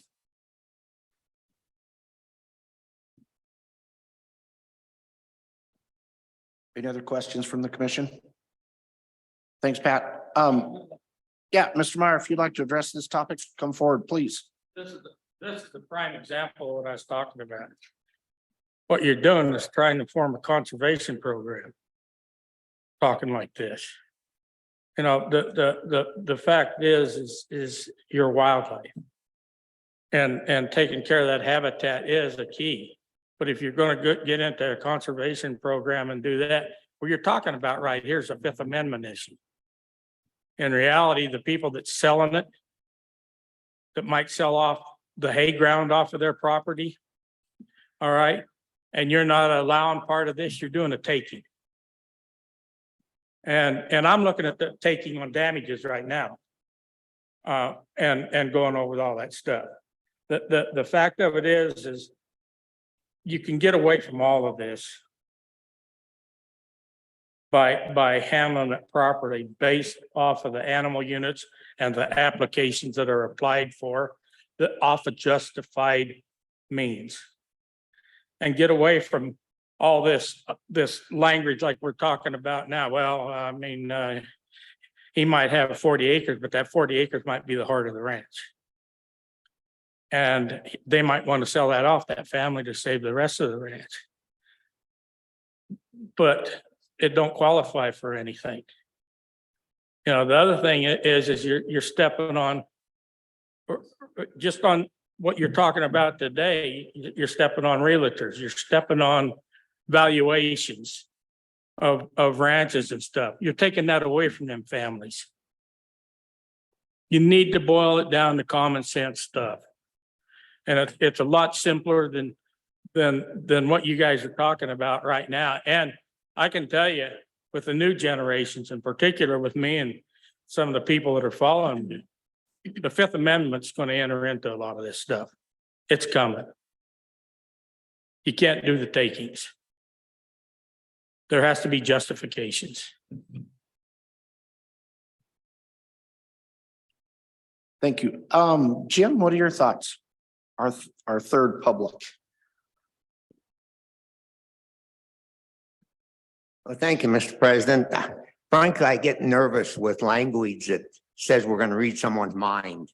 Why did they do this? What's their intent? And one thing that occurs to me could be, I'm not saying would be the total answer, would be a good start on this, is to say that land, in order to qualify to be considered for this, has to be classified by the county assessor as ag land. And there's criteria for that. It has to produce a certain amount of ag product. The numbers are pretty low right now, although there's efforts to increase that. It has to be used consistent with its capability to produce for production of an ag product. So it would seem to me that that's something that's very easily determined. You look at the county records, or the landowner furnishes a copy of their assessment schedule, and you know what it is. So I think that would help with some of this. I'm not saying it would be a clear division, but I think it could help significantly. Thank you, Jim. That's what my thoughts were, and you articulated it better. So my thought is, if early on you can define an eligible applicant, then you don't need all the language afterwards to anticipate. And so I've written down how to define working lands, eligibility, FSA. To be tax exempt, I have to do a federal form to prove so much ag production. And so I'm thinking of some kind of how do you prove you're an ag producer? Is where my thoughts are going right now. So any other comments from the commission? All right, Craig, number 3.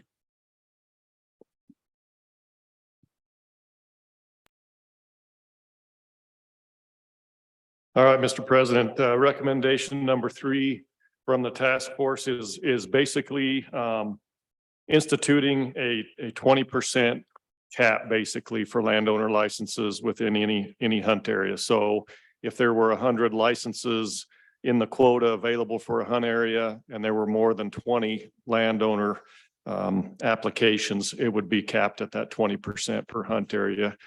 And in addition to that, oh, I didn't forward that for you, sorry.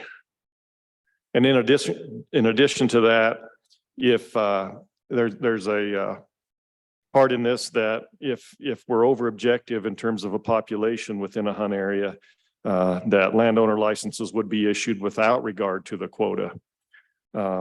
Just real quick on this particular one, you know, the department doesn't typically look at population objectives by a hunt area. It's more anchored into a larger herd unit. But I'm sure we could figure out a way to accommodate the intent of this if this is something that the commission asks us to move forward with. Okay, my first thoughts, before I open it up to the commission. So I see this going. Well, no, I want to concentrate the discussion on the intent of landowner licenses being a thank you to that landowner for providing adequate good habitat, not as a reward in lieu of damages. So 2 distinctions there. And so when I see this being a cap, that's not equitable to other landowners within the hunt area. And I didn't realize until Jennifer presented that we actually have hunt areas where landowners take 100% of the quota. I didn't realize that at all.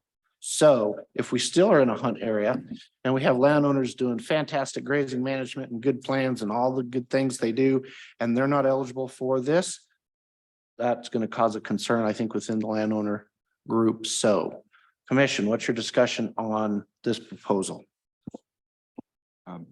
Yes, yeah, Mr. President, I think I'm pretty adamant about doing some sort of a cap on the what percentage it is, but I really think we run the risk of we need to make sure and include the sportsmen to make sure that it's they're part of the equation on. I mean, it's horrifying to me to understand that there's land, there's areas that we have no sportsman opportunity because of this.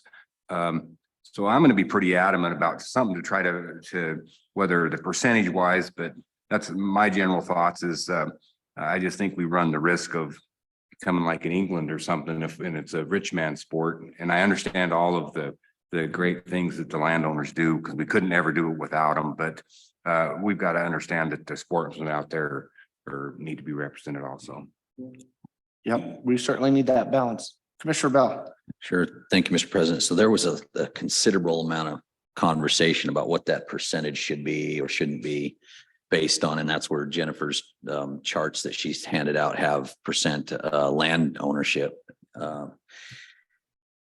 You know, if there's 80% public land, what should that cap be compared to an area that has only, 20% public land or less? And ultimately we came up with a number of 20% because I mean, we had a lot of conversation about, we just put in 20% because, I mean, it's same as Pat's going to say, it's an arbitrary number. But I think there was significant conversation about what is too much in an area for whether it's non-resident or resident landowners to receive all of those tags or most of those tags over 50%. Is that acceptable? I don't know that it was, and so I think that's where we came up with something. I think to bring up the point of the shall be, in addition to that, that over objective, it could say may, it could say may. That gives the department some flexibility. I don't know if you guys want that flexibility or if the people don't want that flexibility, but I think that's an option because the way that we do that. I think in most of these cases that we're talking about that it's elk, and right now elk, numbers are so high, and does it make sense for an area that has, large numbers of elk to take those take those numbers of landowner licenses off that limited quota?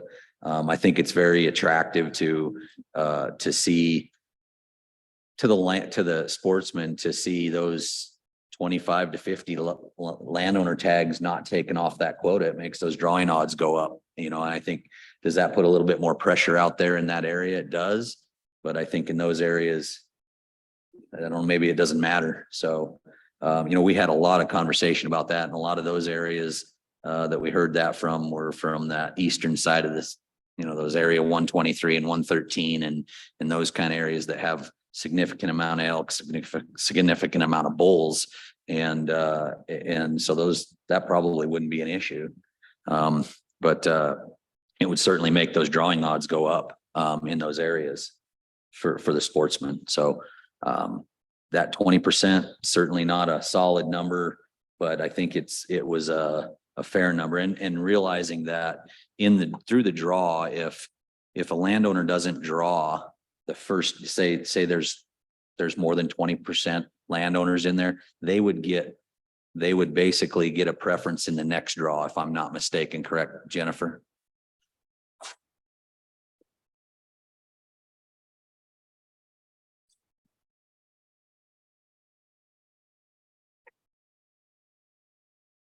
President Brokaw, Commissioner Bell, it would depend on how the regulation was written. I know that was a discussion at the task force.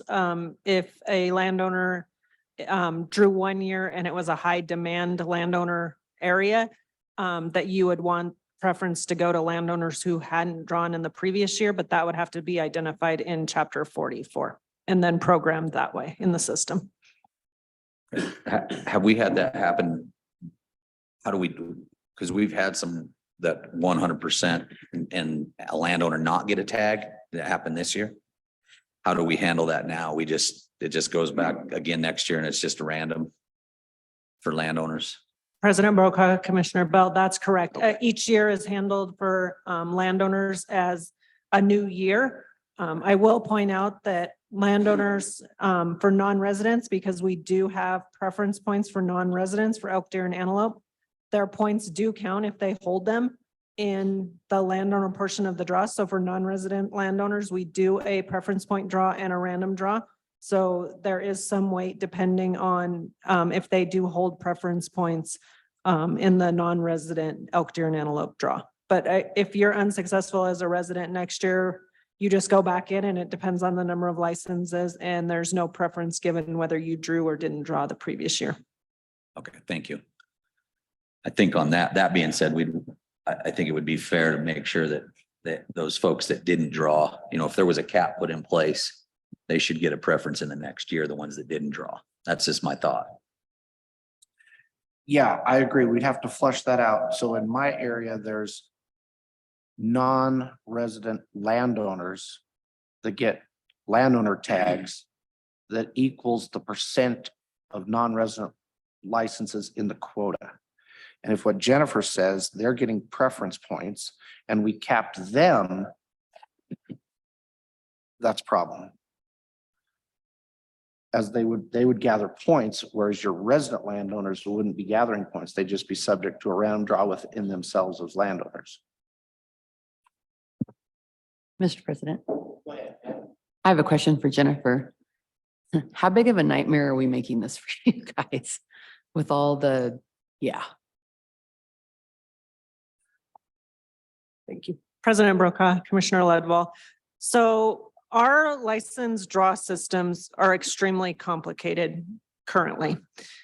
They're, setting a quota that says instead of just 100% of whatever the resident preference, whatever the resident or non-resident quota is just an additional step. It will just add complexity to that draw. Setting that cap at 20% would be fairly easy to explain to our constituents when they're looking at it and or landowners that this would apply. I think some of the challenges that would make it more difficult is saying that some of the license type licenses are at this 20% cap and then some of them fall where there isn't a cap based on that bottom portion of that recommendation, because those could change year to year, or how would the commission implement those? That would just make that more challenging to explain to our constituents, and our systems are very complicated now, but they're doable. Our programmers are very smart and can program what the commission approves.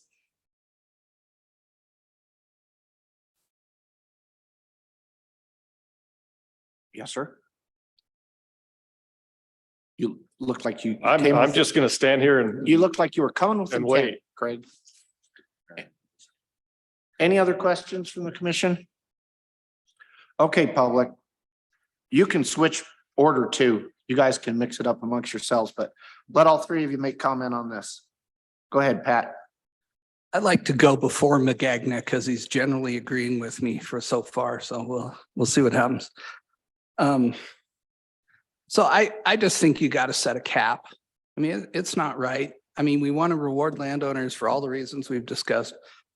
But if 100% of the licenses in a limited draw area go to landowners, particularly where it contains large amounts of public land, that's just not right. We have to, like you said, Commissioner Brokaw, balance the interests. So 20%, as Rusty said, is pretty arbitrary and capricious. So monkey with that, think about it. But, and I think the other thing, the sportsmen aren't here in mass today, but holy moly, they hate the idea of landowner licenses. We heard proposals to turn to increase the acreage dramatically, to only give cow calf licenses to landowners, or doe deer licenses, or doe antelope licenses to landowners. Because that's an effective tool to control the population objectives. And we heard about how little ranchers pay for federal leases and state leases, and that's their land. And by God, if we're going to give them a landowner license, they need to let us hunt on their private land. It is a passionate issue with sportsmen. So I think a failure to address, some cap on landowner licenses. And I think Rusty's idea that they get a preference the following year. So, if we have 22 landowners and only 20 licenses, I think it's fair that those two get preference the next year somehow, and that's doable. The other thing I'd say, I think it's a misnomer to say landowners draw for licenses. I'm sure that's accurate if Jennifer says it, but they come off the top. If there's 20 licenses and 5 landowners apply, they get their licenses first. It's not a competitive draw. It's just a given. They may be put in the system and assigned a random number, but they get those licenses. And if there's, 21 and there's only 20 landowner licenses, they get all 20. And then as Rusty's pointed out, other people don't even know that's occurred. That's not fair. We need to fix that somehow. Because I don't want to apply for a red desert elk tag knowing that, they're all gone. The red desert elk herd is an incredibly popular herd, and we heard a lot about it. I forget what the percentages were, Jennifer can tell you again, but 50-60% of the licenses are going to landowners, and it's 70 to 80% public land. That doesn't sit well in the craw of sportsmen. So I think this was a way to try to reach some middle ground, and you can look at it, change it, think about it, but that was the purpose that the task force came with this. The other thing I'd commend for your reading, I haven't said this yet. I think Todd Larson did an amazing job in his memo to Brian that I know is in your material of saying, here's what we agreed on, here's the other issues we discussed, and here's what we heard. So I'd commend that to your reading to look at that document, because it really outlines the tortuous path that we went down on this issue of landowner licenses. Thank you so much. Thanks, Pat.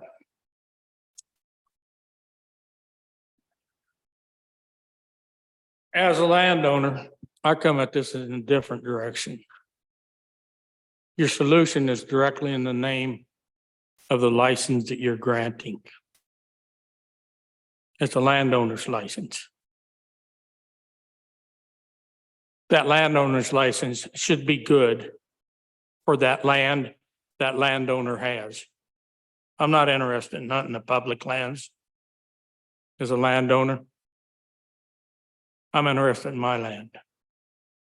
And if I can't get it during season, then I'll buy a resident license. It gets away from all the 20%. It gets away from hurting feelings of hunters, all that. It's all BS. You got landowner's license. That's what you're giving. It's for the land out of your own mouth and your own words. It's try to do some type of compensation as a gratuity, the way that you're talking about it, for feeding the animals. Well, they're on my land. And if I want a landowner's license, it should be for my land. That landowner's license shouldn't cover other properties in that area. I should be buying a license for that. Mr. President, are you okay if I address that just a little Sure, go bit? Because ahead. we had a significant amount of conversation about that. And Fred would be, I would say, in the minority, and Jim can probably, he was at every single meeting, but he would have been in the minority of landowners, because it was significant opposition to that. We put that out there for some comment and talked about that. And it was pretty adamant that, I have 2,000 elk on my place during the winter, but I don't have any during the hunting season. I should still qualify for a landowner tag, because I'm feeding those animals in a time when maybe is the hardest on them. So, we hashed that out, took a lot of comments on that specific thing. And this would be much easier if we just did that. And there would be there'd probably be a lot less. What you're saying is right, except along with that, And as you apply for that landowner's tag like we talked about, you alter that season for that individual, you know, on that land. So, I mean, would we give out, would we want people, you know, would it give that, what Fred's saying is basically, you want to shoot one, you shoot one. You get a landowner tag and it's January 1 to December 31st, right? Yeah. I don't you'd know have if to- that, I don't know if that, you know, I think that's. We've never gone down that path. We didn't go down that path on the task force. We certainly did talk about the issue of hunting your private land, though. Okay, Thank you. good discussion. Mr. McGagna, thoughts? And feel free to disagree with Pat at any time. Well, I was going to start out, Mr. President, by pointing out that I'm so relieved because after Mr. Crank's last comments, I feel no obligation to agree with him on anything, at least for today. Having said that, I will say more seriously that we would strongly disagree with the 20% quota. We understand the issue, and I certainly have friends who are sportsmen who talk to me all the time and say, I can't get a bull elk license or whatever type because your landowners take them all. But I don't think it's a one size fits all. And if you're going to go down this path at all, my suggestion would be that you give the commission or the department, as you see fit, the ability to establish a cap on the percentage of licenses that can go to landowners in a given area and would lay out some of the factors to be considered. And certainly the percentage of public versus private lands in the area would be one of those factors. And there could be others as well. But to just say a percentage applies, I mean, if it had to be a percentage statewide, I would be an advocate for 80%, not 20%.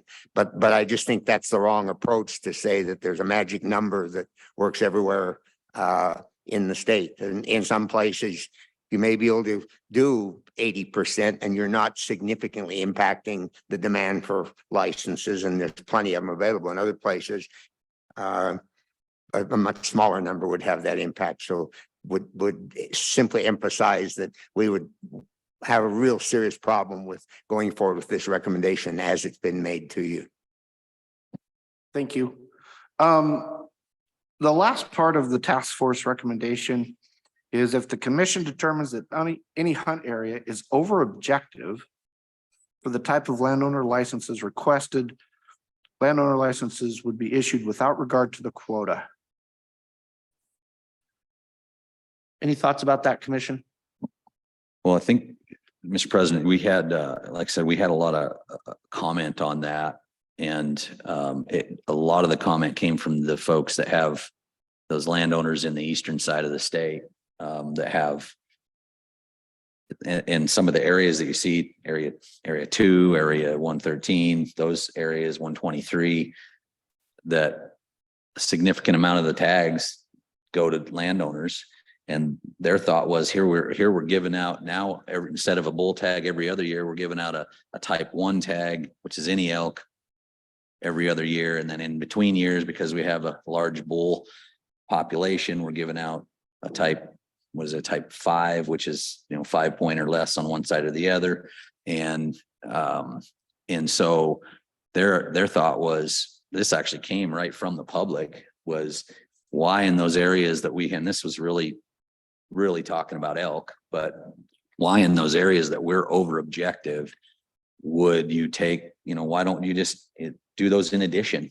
And it was pretty popular. That was a pretty popular suggestion. So we implemented into one of the recommendations. So we didn't have a lot of negative comment on that part of that.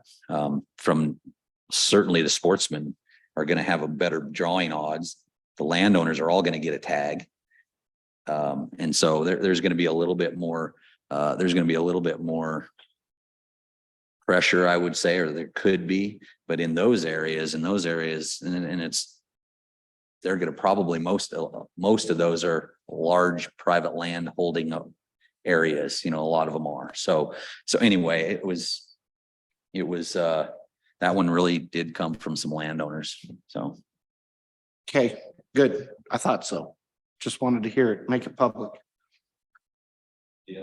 One other thing on this and the cap that really isn't expressed in this, but could potentially come into play at some point. And as you know, we had a lot of conversation about mule deer, and we're continuing to have a lot of conversation about mule deer. And I don't know that there's the department doesn't have any qualifications on when or if an area becomes a limited quota area or anything like that in the future, as numbers seem to continue to go down. But if there are new limited quota areas and you have a cap on, it certainly makes it easier when you have a limited quota area on what's going to happen with those tags. Those are going to be sought after tags for mule deer. Mule deer are going to continue to be more and more sought after. Setting a precedent, having some sort of cap on there, however it's deemed by the department, probably helps in the future of that possibility of having more limited quota areas.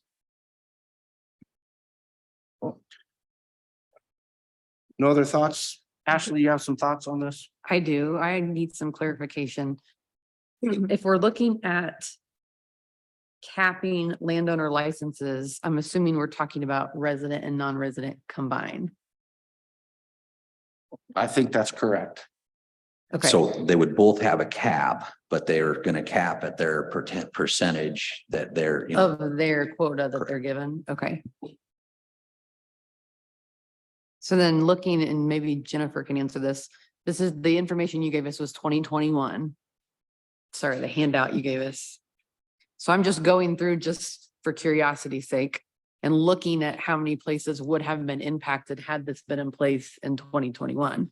So it could be different then for each one, depending on landowner, resident versus non-resident for each area.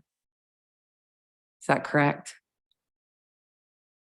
Commission President, Commissioner Ledwell, I believe if the cap was set at 25% for resident or non-resident, that would we would take 25% of, say, the resident quota. So if you're looking at the handout I gave you for antelope, for area 2 type 1, we would take 25% of the 160, and that would be the quota cap for that license for resident landowners. And then there would be a 25% cap on the non-resident quota, which in that same example would be 40. The quota is 40, so we would take 25% of that, and that would be the landowner cap for non-resident landowner licenses in that specific example. And each area on this chart would have their own quota based on 25% of the resident or non-resident quota for each of those licenses. So then it would be feasible to have a cap on one category in an area and not the other. I mean, to exceed that cap. Does that make sense? Commissioner President, Commissioner Ledwell, that is correct. We would just have to set in the programming certain areas. We would have to flag that certain licenses. So maybe 2 type 1 does have the 25%. In this example, maybe 4 type 1 doesn't have that cap. So we would just have to set flags in the programming before we did that draw to set those quotas and caps. Okay, thank you.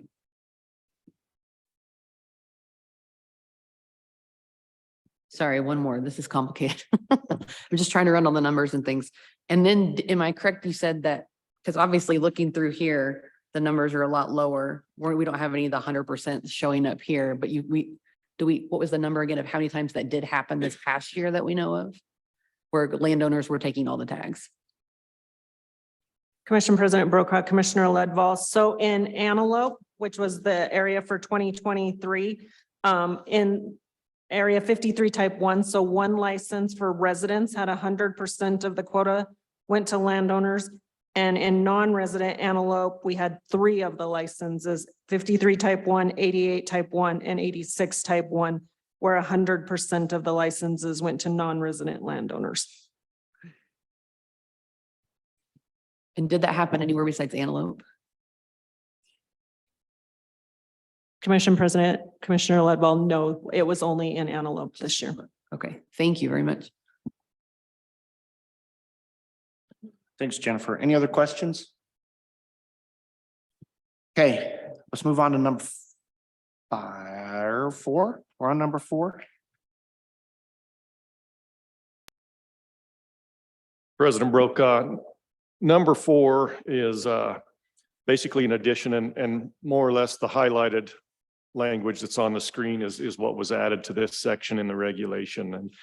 And the bottom line here is that this would add a requirement that the department review all of this stuff at least every 5 years in terms of whether a landowner and landowner applicant meet all of the requirements.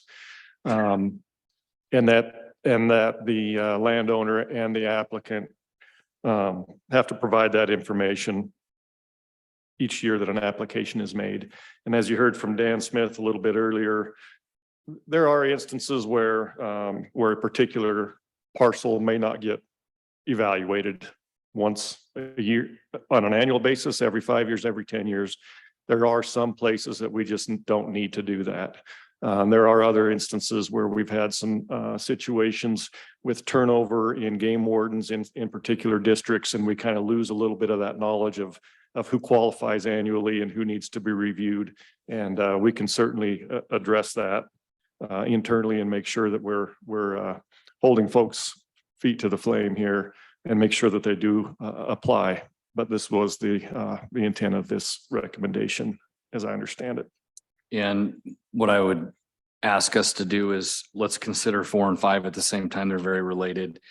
4 does have the specific language that places some responsibility on the landowners to provide evidence of the animal use days that's required in the regulation. It also has the language on 5-year review, but then number 5 has that same language. So I think we can kind of combine the two for the point of discussion anyway. Craig outlined it and Dan outlined this issue well. I concur with that, Director. So discussion from the commission.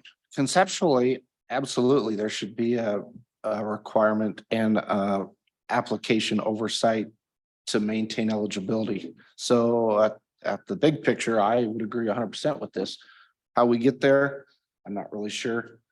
So what's the commission think? What do you think, Rusty? Well, I think, Mr. President, I think that just like we're hearing, there's some places that this is really easy for the department to do, you know, especially with elk and you know, when large numbers of elk are on places that's easy. I think when we start talking about and what we hear from, you know, folks across the state when we were hearing comments is that especially when there's subdivisions and smaller things and more, you know, as we continue to see that graph of more and more of those landowner licenses being applied for, just making sure they qualify. I think now it's no time better than now due to the hard winter, the severity of the winter and the lack of numbers in the next couple of years. There's going to be some that maybe don't qualify in some of those areas now. And so I think that's, I think it's an important issue. I think that the on the ground department folks do a really good job with it. But I also think putting some of that responsibility on the landowners is helpful. You know, if they really want a landowner tag, then they maybe help document some of that. And you know, pictures can have timestamps and things like that. And so, you know, I think there's some ways to do that and work well with the department so that that can be, you know, that can be monitored a little bit better. I think that was something that we really heard through the task force, and maybe Pat can expand on it, is that, you know, once you get a landowner license, you get a landowner license forever. And that's just how it is. And so I think that's something that, whether it's true or not, you know, sometimes perception seems to be reality. And that's where some of this came up, but also in the fact that we're having more and more applications for landowner licenses, making sure that that documentation's solid.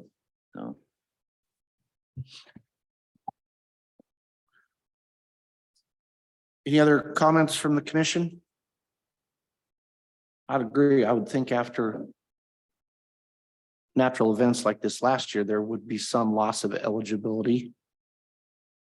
I'm thinking of those graphs that Craig first put up where where landowners are still trending up. And I'm stuck with Wyoming's not getting any bigger. It's the same amount of working lands, but there's more people claiming they're working that land. And so I think there needs to be a stop check in there to justify that. Well, on that, people working that land is a loose definition. Just because they bought that property, they might not be working that land. It might, but they still have those day use, right? So you take a larger ranch like Pat talked about earlier, and you chop that up into smaller pieces, but they still have, 2,000 elk that run through there in the wintertime. They're all going to have day use.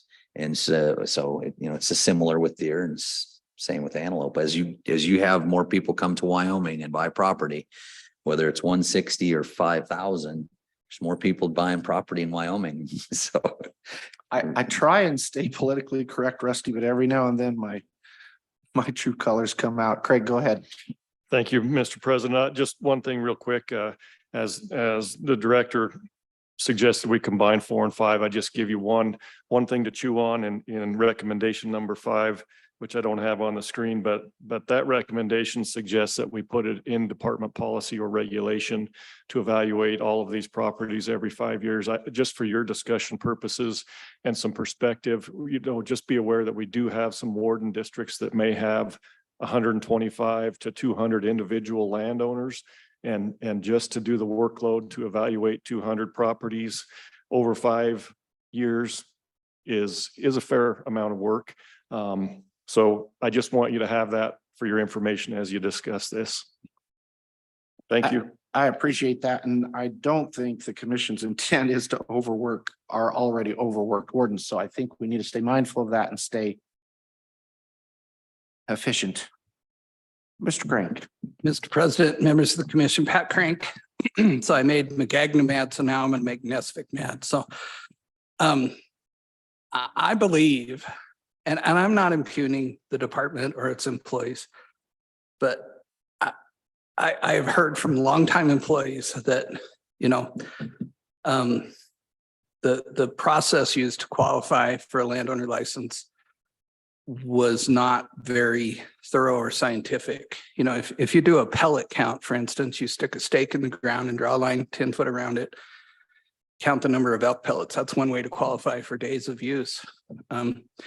Hell, if it were me, I'd go gather every elk pellet in my ranch and put it in one pile, because there were times when I got to pick where we did the circle stuff. So part of this is Big Brother. It's just saying, Game and Fish, please be serious about this.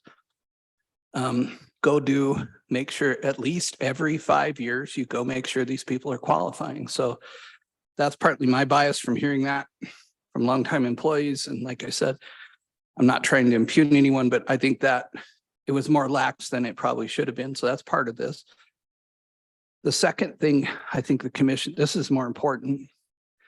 No matter what a Game and Fish employee does, he or she gets kicked in the head from both sides. So can you imagine your local warden going out to Ralph Brokaw and saying, hey, Ralph, you've gotten these landowner licenses, since your grandpa and your dad, but we're taking it away. So I think as a commissioner, you always need to keep in mind, give your people in the field support to help them do their job and do it accurately and avoid public perception props. The saying, I've heard that saying 1,000 times, hundreds of times. Once you get a landowner license, you get it forever. Maybe true, maybe not, but that's the perception. So give your people in the field the tools to enforce the rules and regulations that you're going to adopt. And I think by being more specific in this regulation, by saying has to be done at least every 5 years, the landowner has a part in it. You're helping your people in the field do their job and have the support of the commission behind them when sometimes they're going to have to make hard decisions and they're going to piss people off. So I think this is an important little shift, but it's important that it be included in the future regulations. I'd be happy to answer any questions. Thanks, Pat. Any questions? Okay, Mr. Meyer.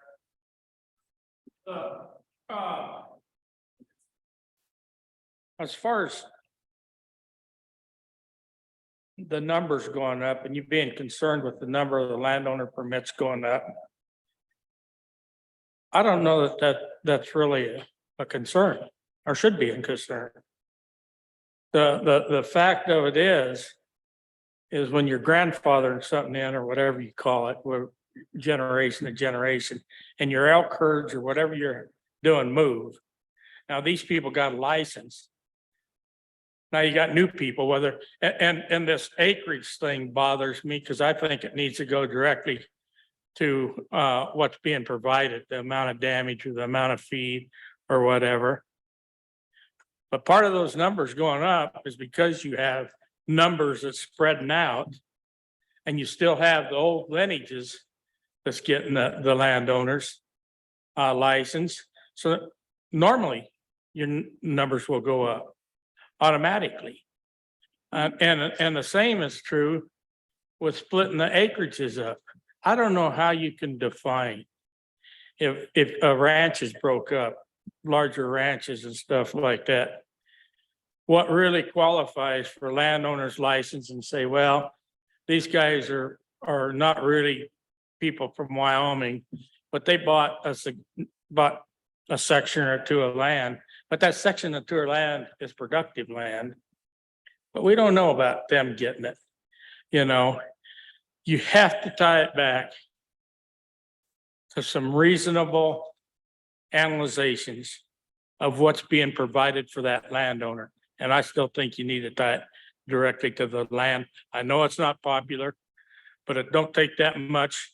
If you start altering the ability when that landowner can hunt them, which will benefit him as far as trying to move them animals out of property that he don't want them in, that's doing damages, it makes a lot more sense. And you're not putting him in a corner where he says, hell, I can't get anything. I'm providing feed, but I can't get anything. You know, and the same is true with breaking up the places up. If one guy buys a bunch of dry land property that is not really providing too much, then maybe he don't qualify. But of that same big ranch, another guy spends a lot more money and buys the good stuff, and he's harboring a lot of them, he qualifies, regardless of where they come from. They got the investment, they're a landowner. And they own that property and are taking those damages. So I think you need to relook at that too.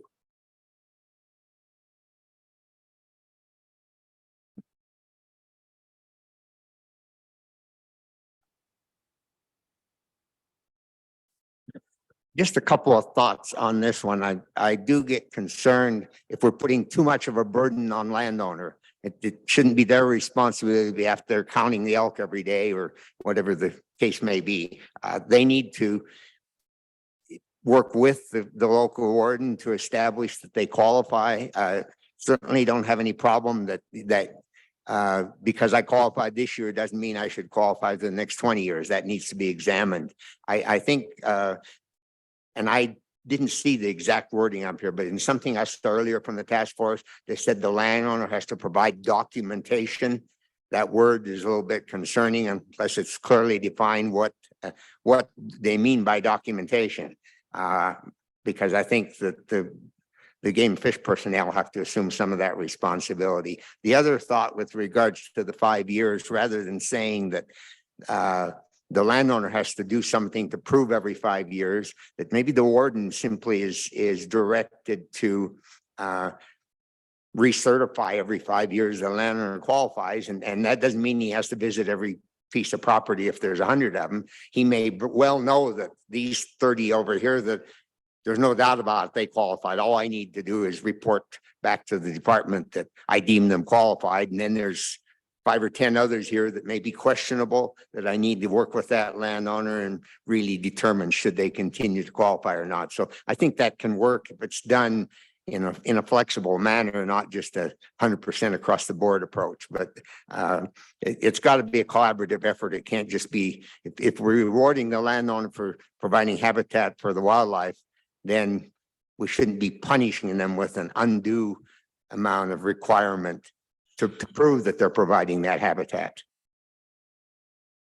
Thank you. Any comments or questions from the commission?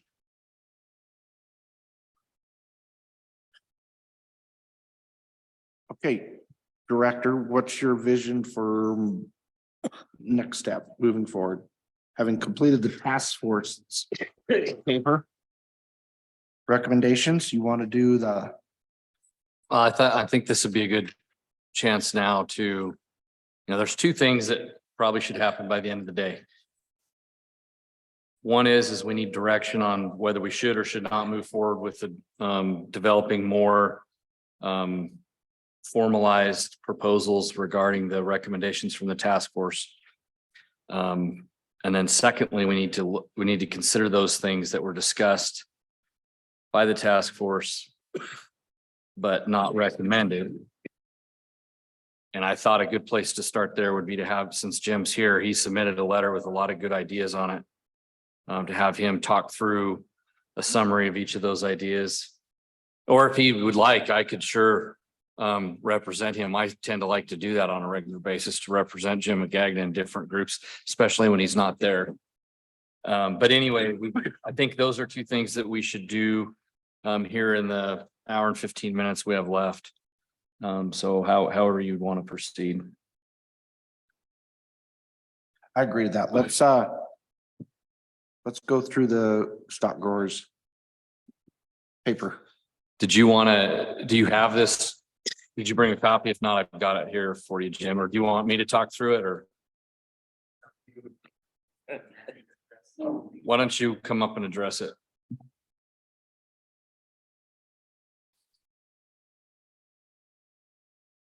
Appreciate that. And I don't know if I have the same document in front of me that you have, so you can, and I know you won't hesitate to correct me if you need to do so, but I have what I used when I presented to the. It is. Oh, yeah, same one. Okay, thank you. And a couple of these I'll be rather brief on, simply because based on the discussion with the task force, I'm kind of assuming that they don't have a strong future going forward, but just to make you aware of them. We had initially proposed that the 160 acres perhaps should be increased somewhat. And that along with that, the number of landowner licenses available should to some degree be a reflection of that acreage. So at whatever minimum acreage, whether it's 160 or 640, whatever that qualifies you for landowner licenses, then if you've got 10,000 acres or 100,000 acres, you would get some additional licenses, not scaled up entirely, because that would be excessive. Given the concerns that are out there regarding the number of landowner licenses being made available, I certainly understand that that's probably a very difficult area to move forward with. And we had suggested, and I assume that commissioners all have that document, so I won't go into a lot of detail there. One that I will emphasize, because it's one that surprised me that it didn't get more support, and I would really encourage you to consider, and that is making a qualified employee available to receive one of those licenses. So many of our landowners are dependent on having well-qualified employees who live, work on the ranch, who take care of things day by day. They're the ones who repair the fences that the elk may have knocked down, or deal with problems to keep deer out of the haystack, whatever that may be. And yet, under the current system, as a landowner, I can reward a family member who maybe only shows up once a year when there's a hunting opportunity, but I can't reward a faithful, longtime employee who's there doing the work every day. And that's one we would really like to see addressed, that with some qualifications, maybe they've minimum of 3 years of employment or some number like that, and that they're working on the ranch, not the bookkeeper in town or the accountant or Mr. Crank because he's their attorney, but rather the people who are out there doing that work every day. That a landowner could reward that longtime employee by designating them to receive one of their licenses. And we don't see that as significantly increasing demand for landowners licenses. There would be a few more in some places, but really not that much more. So that one I would encourage you to look at carefully. The other one that I would mention that we had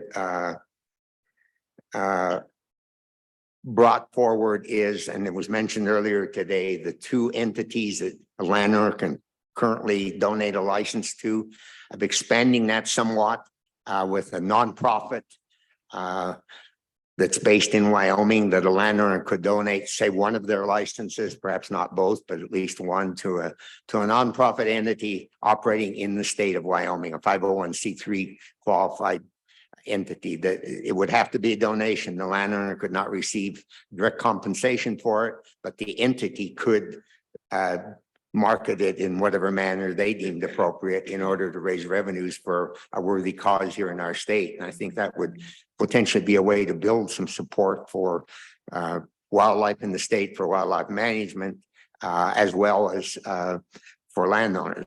Some may be in a position to get a tax break for that donation, although most of the landowners, my members, I know, aren't looking for tax breaks. They're just looking to have some taxable income. But as that case may be, that would be a possibility to expand that somewhat. And you could consider what parameters you would put around that. So those would be the key additional recommendations that we made. And as I've stated, the one on employees would be the one that I would most strongly urge you to consider moving forward with. The other one would be some consideration of not just specifying two entities, but broadening the number of entities who could qualify to receive a license donated by a landowner, and with some parameters on that, obviously, so it doesn't get out of hand. With that, Mr. President, I'd be happy to address any of these further if there are questions. Thanks, Jim. Any questions for Mr. Magagna from the commission? I'll just, yeah, maybe Jim, you can help me with this a lot. And I think, there's a significant difference in opinion on landowner licenses from the landowners and sportsmen. And we had a lot of different comments and thousands of comments, and they were very interesting comments that the only thing that brings non-resident hunters, sportsmen hunters, and resident sportsmen hunters together are outfitters and landowners. And so there's a whether we, definitely a I don't want to say dislike, but certainly the sportsmen have a perception of how they categorize, and certainly non-resident hunters seem to be ahead of landowners and outfitters, and at least in the comments that we saw. So during the task force and all these recommendations that we have, really what we're trying to do is tighten up the landowner licenses and issue probably fewer of them, but still acknowledging that the landowners are providing that habitat, that food for those animals, and trying to find a happy medium on not seeing, as Wyoming's population continues to increase, not increasing that amount of additional licenses that are not available to sportsmen. And so, that's something that I think I'm struggling with. And I think that a lot of it actually, in a lot of these expansions, and I understand all these, I think they're very thought out. But what these do is maybe limited a little bit on acreage, but adding, immediate family or people that work there, we're actually adding the potential of more. I think all of that, and even some of the things on the limited liability corporation, if we actually set a cap, maybe this is more of a statement, but I just thought I'd ask if there was a cap on the amount of licenses that are in any given area are going to go to landowners, then that expansion can happen on who can get them if we know for sure it's not going to go over above a certain amount. I don't know if that makes sense, but in my mind, the cap actually limits some of the sportsman issues, I guess you could say. Do you see that maybe? And maybe that cap numbers needs to be different than what is in this, than what the recommendation is. But I guess I'm asking where's the middle ground on how many licenses can go, and how do we limit that in the future from continuing to give more and more licenses to landowners in smaller and smaller acreages, because we're not going to be giving more licenses to larger acreages, it seems. So I guess that's my, juggling the whole picture, I guess. Well, I think, Mr. Commissioner Bell, your points are very valid, and I realize that tension between the sportsman community and landowner community. And, in every way we can, we should be trying to diminish that and recognize that it comes down to the bottom line. We as landowners should be indebted to sportsmen for keeping the wildlife population from becoming excessive, and they should be indebted to us for providing the habitat for the wildlife. So it's got to all work together. And for the very reasons that you've stated, I'm not prepared to say today that we would be opposed to a cap. I just think it needs to be done with more flexibility than just a flat percentage across the state, and look at what's needed in a given area. Another thing that perhaps in that context could be looked at, if there's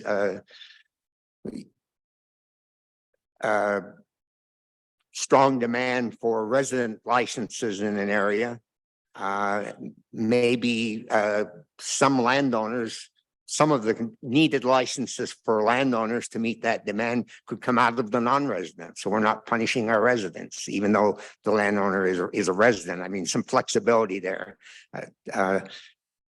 The problem I have with the flat cap is we're saying in the basic principle of landowner licenses is we're rewarding you for providing habitat, recognizing the habitat you provide for our wildlife, and we're offering you something that you can't have. And I think we need to be careful there. So to make sure that everyone's treated fairly, maybe if it reaches the point that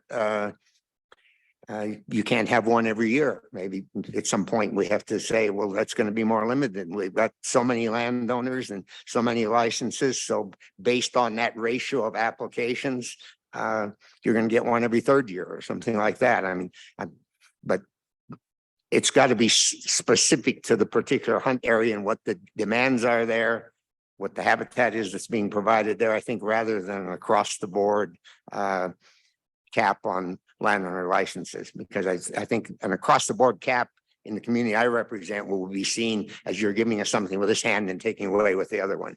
And that's what I think we need to avoid, because our relationship with sportsmen and certainly with the Wyoming Game and Fish Department is critical, and we need to keep it as strong as possible.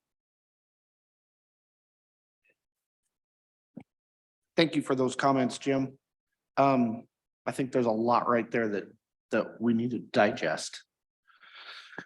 Any other questions from the commission? Comments? I have a couple questions. All right. They're actually for Rusty, so, or Pat, whoever wants to answer them. Can you tell us more about discussions that happened during the task force about issuing licenses to the full-time employees of the landowners? Sure. Yeah, I can start and then Pat can follow up. We had a lot of conversation about that, and just having the documentation, maybe it doesn't seem as onerous as it might be, but for them to provide a 1040 or how long, I mean, is it got to be a 5-year employee? Is it a 10-year employee? Does an employee that works on the ranch, they're treated differently than Pat sitting in the office, and it's just tough to enforce. It's tough to document. It's tough to, and then we're going to put that on the department. That was something that, we did have a significant amount of conversation about that. And I think we all understand the reasoning behind it. I think it's valid. It's just one of those things that was just maybe tough to implement when we're looking at, when we're tasked with probably trying to limit the amount of, or cut back on the amount of landowner licenses that are going out due to the fact that they're continuing to increase. So I think that's just one of those things, and Pat can probably help clarify that. Mr. President, Commissioner Limbaugh, I'm gonna disagree with Rusty just a little bit. I actually wrote this one time in a proposed rule revision for the task force. So I'm sure Brian or Todd or someone can find that. Maybe I can find it and forward it to them. I personally, Pat Crank thinks it's a good idea. I mean, it's if a landowner has 2 tags and he wants to give one to his trusted employee who's out there running the ranch for him and doing most of the heavy lifting, I'm okay with that. It doesn't increase the number of landowner tags. It's just allowing him to give one to a longtime employee. And I tried to define it in there. I forget if I said they had to be an employee for 5 years. They had to work on the ranch, on a full-time basis. And I don't know why the task force rejected it. I remember Senator Hicks was very adamant against it. And I guess he probably had the sway to pull the task force the other way, but we cut it out. So it's written if you want to look at it and consider it. I don't think it's a bad idea. The other thing, and just to follow up on that, and that actually gets into and I think Pat's language on that was pretty good. But it's a form of landowners being able to give their tag to somebody else. And as you can imagine, the comments on those are any kind of landowner license that can be given to anybody is not looked on very favorably, and that falls into that a little bit, and it just didn't garner enough support in the task force to move it forward. I can't remember if I'm sure we took a straw poll, and we'd have to go back and look through. I think our end of the year or it's 600 pages or something like that, so it's in there somewhere, but it just didn't get over 50% of the task force to approve that moving forward. Mr. President, Pat, and I've had a few conversations with pretty wise ranch owner over towards my section. And she had mentioned, and she said, hey, 2 tags are 2 tags. It doesn't matter if I wanted to give it to anybody I want or my kids. It doesn't matter. And I agree. And my only thoughts is, and she brings up a very good point. But at that point, you have to wonder, well, did we lose that control as the commission? Basically, we're not issuing a license, they're issuing another license. So I think it runs the risk of kind of going sideways, because I don't know how you would, you give 2 and 2 tags, and then you basically open it up for them to do anything with the tags they want to. Then I can see where it could go really bad, but I can see where it really go good. But I was just thinking, she has a legitimate point. I agree with her in a lot of aspects, but I don't know how we would ever come to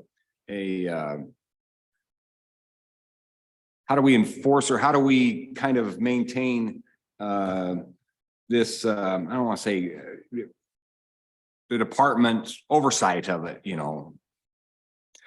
Well, Mr. President and Commissioner Roberts, understand so Mr. McGagnon is proposing that the landowner still gets 2 tags.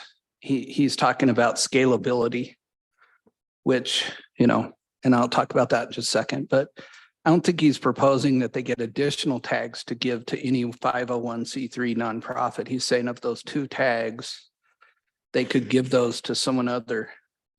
My caution is ask your attorney, because I believe, but I don't know, that there's a lot of landowner tags get dedicated to the Wounded Warriors Project and the wheelchair access people. I think that's statutory.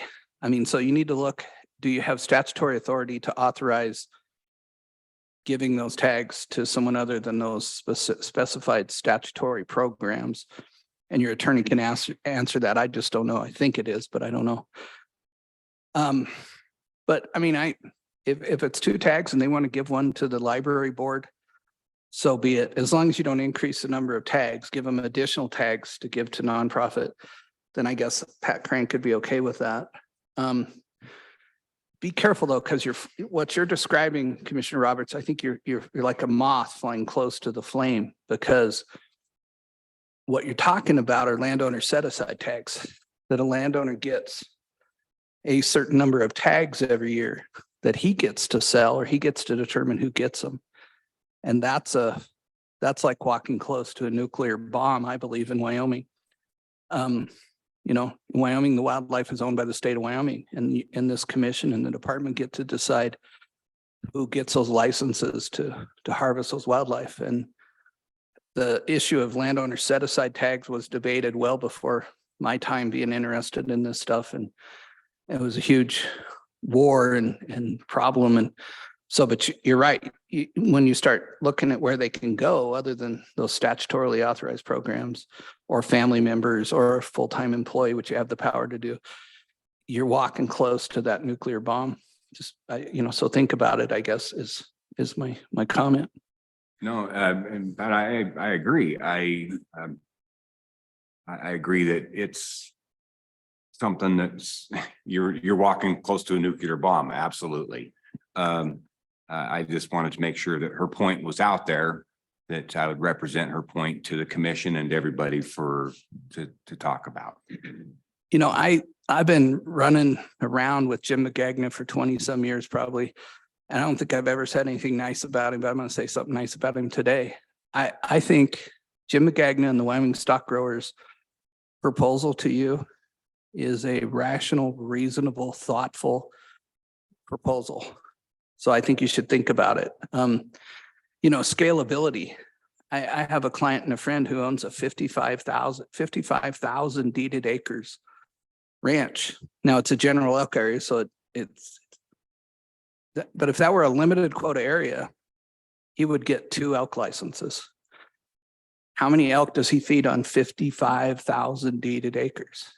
The guy that has 160 acres, you know, of the same rangeland gets 2 elk licenses.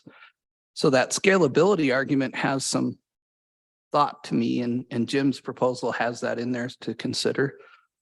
I don't know, I'm going to open that door or not, but because it increases the number of licenses, which Rusty points out. But the stock growers and Mr. McGagna have been rational, thoughtful, reasonable, and so I commend them for that. They could have come in and said, we want landowner set aside licenses. It would have created a war that the task force would have never solved. And I understand the report's coming out in a day or two. You should read it carefully. There's a lot of work put into that, but you know, I just commend Mr. McGagna. Any other questions for me, Mr. President? I feel like we cut Ashley off here a little bit. Sorry about that. I That's think okay. you Let's probably come have a back. lot of questions for Pat. Let's come back to Ashley and see what Okay. else she has. So when you gentlemen were on the task force looking at all this, did you ever look at what other states are doing? And I say that recognizing that Wyoming is obviously very different with how our land is set up and things like that. But to see if any other states, how they were doing landowner tags, or is that something that's pretty unique to Wyoming? I just don't know. Mr. President and Commissioner Lundvall, we did. I don't remember specific, nothing appealed to me or the task force. So I don't believe. You know, on almost every issue, we looked at the other Western states with large wildlife populations, you know, Montana, Nevada, Montana, Colorado. But I don't remember anything that came screaming out at me, you know, as an aha moment. This is the way to do it. I think the task force overall thought there were a few tweaks we needed to make, and we didn't have the power to do it. And it's within the power of the commission to adopt this regulation. And so that's the way we went. I think on that, just to follow up, I think when you start to look at how, and remember, we looked at 90-10 in all the Western states also a lot. And so when you start looking at a lot of the Western states, there's some sort of landowner set aside, or there's some kind of licenses that are for private land only that, you know, I mean, I think like Pat said, there wasn't anything that was modeled similar with landowner licenses that we could just, without revamping a whole system, which was very unpopular, especially when you start talking about any kind of landowner set aside license that could be issued to anybody is a tough one. So nothing that came out, but we did look at a lot of other state information. Okay, thank you. And then I don't know, anyone can answer this, I guess. I've never seen an actual application that a landowner turns in, but where on there, when they say like who's getting the licenses, do we make them prove the family line? How does that work? Yeah, so normally it's an interaction between the game warden and the landowner, and they provide a legal description of their land. It's public record. You can figure out if the landowner applicant owns the land. No, to prove that they're family to the applicant. Yeah, Or is that just a relationship? with the yeah, you game can- warden's no family? they've got to sign, basically, they've got to sign an affidavit that says, yeah, I'm swearing that I qualify under this regulation. And frankly, in almost every case, the game warden knows them. Knows them well Yeah. enough to know. I didn't know if that was applicable for the employee thing. Yeah, the employee thing could be, there's ways to be able to verify that. I'm saying like, if we Again, take the it's game almost warden, always like the game warden knows. In right? fact, in a lot of those cases, the game warden works more with the ranch manager than with the owner. There's a lot of those cases in Yeah. Wyoming where I know of one ranch since 1953. It's been run by the same family, and the owner doesn't live in Wyoming, and they're the folks that are out on the ground every day doing all the work. So I'm just thinking out loud, if we don't require like a birth certificate to prove that someone's family, you know what I mean? Do we have to have a W-2 to prove someone has been an employee for a certain amount of time? Or I don't know, I'm just thinking out loud on that one. And then this is kind of a general question, but when our wardens are out in the field and all I've seen is like written damage claims and things like that, so it's obviously handwritten, are they literally going out with like just a notepad and writing stuff down and then getting back to the office and recording everything? Or how does that make sense? Like how that transition is made of information? yeah, so the game warden in most cases sits down with the landowner and provides, they kind of share information, but the landowner fills it out. Okay, And the game warden will let them know, hey, this is what I've seen. This is what I think these numbers are. Landowner certainly has the prerogative though to go with their own numbers or their own, it's their Right. claim. I'm thinking more like when, let's say our wildlife biologists are out in the field and they see a kill and they're writing down the information and stuff like that about it. Any information, where I'm going with this is I certainly don't want to put any more work on our staff. Mhm. And so I'm trying to think in general, what's a better way to streamline when people are out in the field anyway? And maybe this is dumb, but I know other organizations where they literally like will take a pad out with them, like an iPad or something, and they're filling out the information while they're sitting there. Then they're not coming back and recopying things and there's not more paperwork. And I don't know, I'm just throwing stuff out there at Yeah. this point, but Great point. And we've actually made a lot of transition there. And so like, for example, when our folks record field harvest, that's now done electronically in the field on a portable electronic device, okay. and it gets synced up. So it used to be, they'd write it all down. Yep. and then They'd go take it back to the office. Either they would or somebody else would enter it. But that's not the case anymore. Same with all the game wardens have tablets now in the field, so they can, if they choose to, can do some of their work while they're out in the field in their truck. They could actually write a report on a law enforcement case while they're in the field. So we've made quite a few changes with technology along those lines to make things more efficient. I would add to that it really depends on the relationship between the landowner and the warden. And once that relationship is established and you have that trust, then all that record keeping and stuff becomes pretty easy. So when we were having the discussion about landowner eligibility, once you establish that trust, it'd be pretty easy to roll that over. You'd really just be down to the properties that maybe changed hands during that interim. So that would actually be pretty manageable, I guess I'd say. Just a thought there, Ashley. Any more? Okay, Mr. Meyer.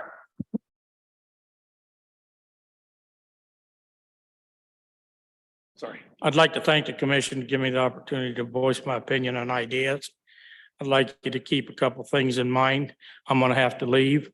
I don't think you're ready to make a decision today based off of what we're talking about. In addition to that, I understand the bomb you guys are talking about with landowner set aside. But I can tell you from somebody that's been damaged big time. All right, it's a valuable, valid argument. And other states have it. And it's working very effectively in those states. There's no question. But what Wyoming and you guys own the animals. But the fact is you don't own all the feed, and you certainly don't own my feed. And you aren't paying for it. You come up with minimal amounts of damages and stuff. And until that's remedied, you don't have the answers because you're hurting us. You're hurting me. You hurt my operation and you hurt people like us. You're concerned about the sportsmen, but you're saying to the landowners, hey, you live with it. And that time is coming to an end, gentlemen, because what you are doing is a Fifth Amendment taking. And it needs to be addressed.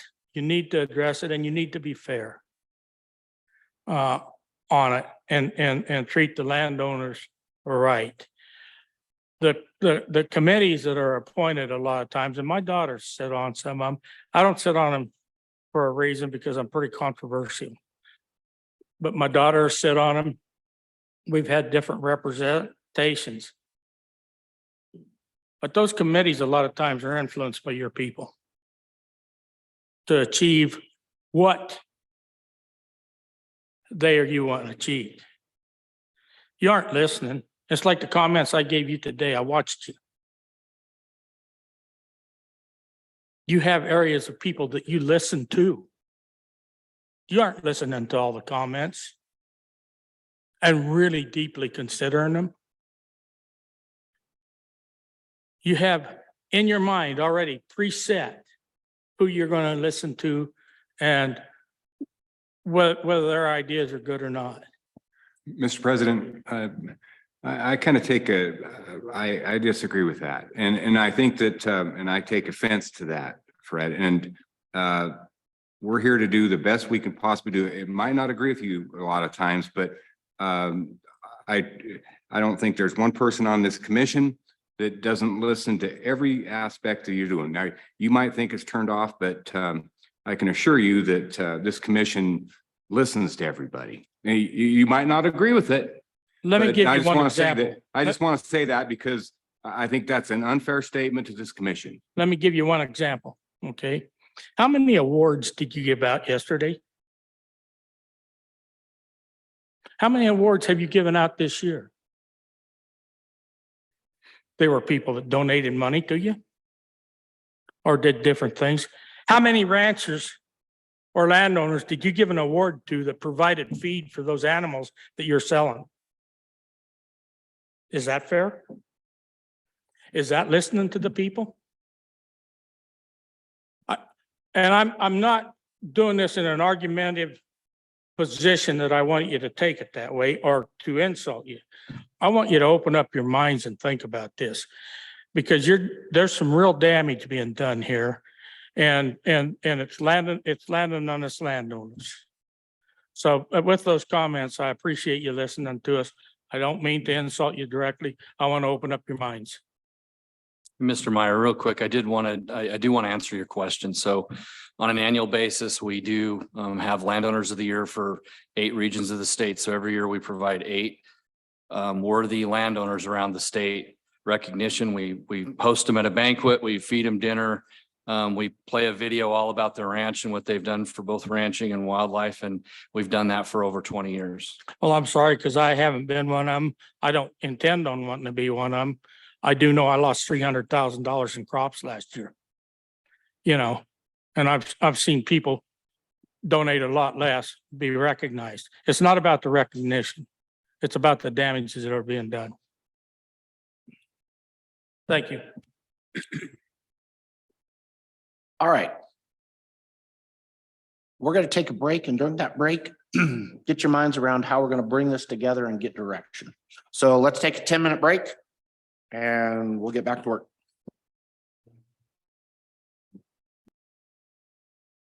We are.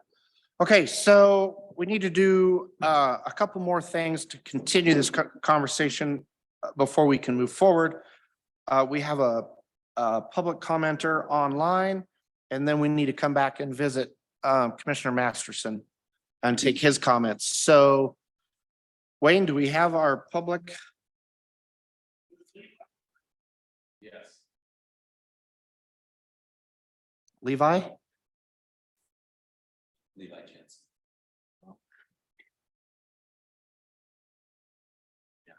Mr. Jensen, are you there online? Can you hear us?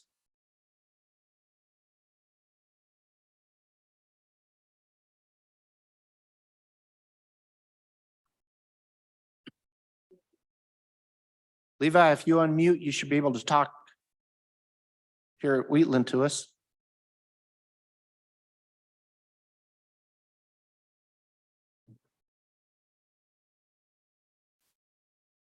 Mr. Jensen, are you there?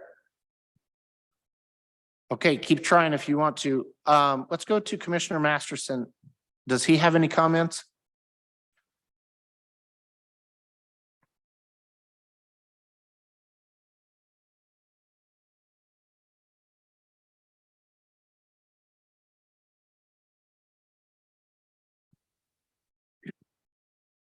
Keep working on that, Wayne, and if you see that they're there and ready to go, we'll come back to them. So moving forward, the director asked that we make two decisions.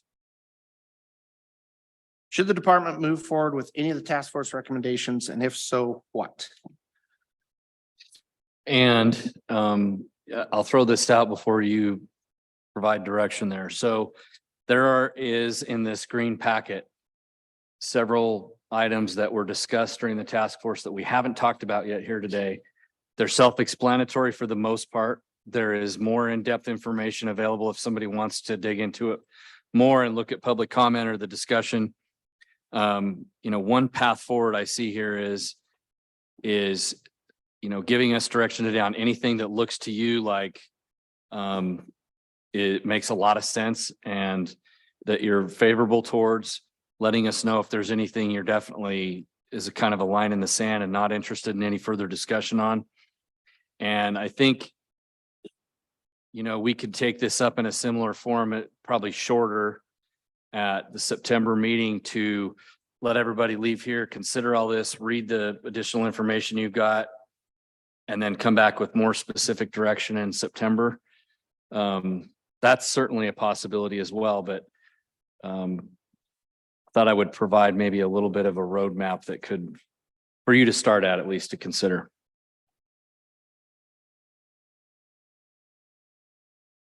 Okay, Yeah, Mr. President. go ahead, Commissioner Bell. So, when one of the things I don't think I did say, we had this same information from 2021. And one of the areas where, we came up with 20% was when you just go down these lists of the information we had from 2021, it seems to be a pretty fair number. You know what I mean? It seems to me there's not very many that are over that 20% cap. If there was a cap, if you raise it to 25, there's a lot less. And so, that was one of those things that came up, but I'd be curious to hear, maybe have the department, what would they, looking at the same information we have, what would they recommend on that? As far as a cap, because I think the cap solves a lot of issues, future issues also. And then the implementation of making sure that we're fair to those landowners that don't get a tag this year, that they're in a pool, they're going to be first at the table next year to get a tag, a preference system. And so I think that's something that could be, that I'd like to hear, what maybe the department thinks about that. And is it easier to find a number that meets most of those now with the current numbers and that we have that, or and how difficult is it to, if you don't have a number that's across the board, then how do you take a 5-year average of that? And I mean, how much more complicated does that make it? And I'd like to hear that. The other thing is, and this goes to probably some of the points that Jim made, is getting county assessor information on ag land, and is it ag land? Is it actually classified as ag land? And does it have to be classified as ag land to qualify? And that would go to point number 2 in there. And then maybe changing some of the mays to shall or shalls to mays, and would the department rather have solid, hey, we have to do this, or can they look at it and have a little bit more flexibility, knowing that each areas might not be, we're doing herd objectives, but that doesn't mean they're area objectives. And so maybe there's some, they'd like to see that tweaked a little. I'd like, I want it to be efficient and easier for the department, but also want to try to come up with some of these things really do make sense to me. And I think that for the future of landowner licenses, just think about it. Wyoming has not changed its borders for a long time. Now our populations of animals have gone up and down. But one thing that we're seeing is that the trajectory of landowner licenses are going up, and they're going to continue to go up because Wyoming's a great place to live and more people are finding that out. And so how do we, still have the same amount of property inside Wyoming, but continuing to give out more landowner licenses, and what kind of tensions that's going to continue to cause with our sportsmen, and how can we balance that out? And I think that, having a cap of some sort really does help achieve that balance. But I don't know that 20 is the right number. And I know that all areas are different, but and then as far as the, having the department weigh in on that 5-year period of making sure we're justifying that animal use, just getting a department feel on that, and hearing their feedback on that. And I think some of them are going to continue to be easy for a long time. Some of them are not going to be easy, and actually getting an update maybe on how do we feel like we're going to do it with the winter that we just had. Are we going to have a lot of these that happen in the next year? Are we going to have areas that they're not going to have day use? If you lose 60 to 70% of your population, seems like your day use should go down in the next year. And are we going to actually see a decrease in some of those licenses, especially in antelope? So I guess those are some of the things that I'd like to see I'd like to see some of this go forward. But I'm open for some. I'm flexible on those percentages. I'm flexible. I really just think that we need to continue to look at this, because it's going to provide better sportsmen. When we look at these limited quota areas, there's some ways to provide a better draw percentage to some of these areas in different ways, and continue that to be stable going forward. And anyway, that's just my thoughts. I think some of this can be tweaked a little bit. I think the attorney that put this together is a wonderful, bright person, but maybe we can change a few little things in here and there. So that's my thoughts on that, and combine 4 and 5, make it simpler. Thanks, Commissioner Bell.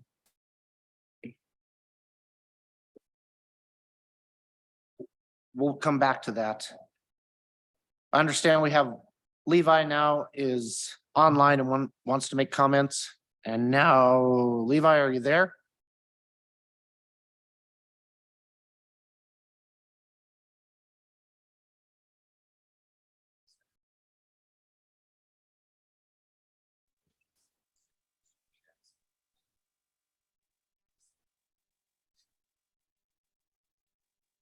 Is everybody needs to unmute? Unmute, Levi. On your computer, on your end, unmute. Good morning, Commission. Can you hear me now? We can hear you. Good morning. Great, great. Oh, sorry about the technical difficulties. I think I was joined as the wrong type of user before when you gave me the opportunity to speak. Mr. Chairman, members of the commission, I missed a good part of the morning's meeting, so this may have been addressed somewhat already. I did see the slides in the board packet. So forgive me if I'm covering something twice, but the one thing I want to make sure as part of the conversation as you guys go forward in this is to talk about what the objective of the landowner licenses are, you know, what they were historically, what they are now, and what they may become with any changes you make to these regulations.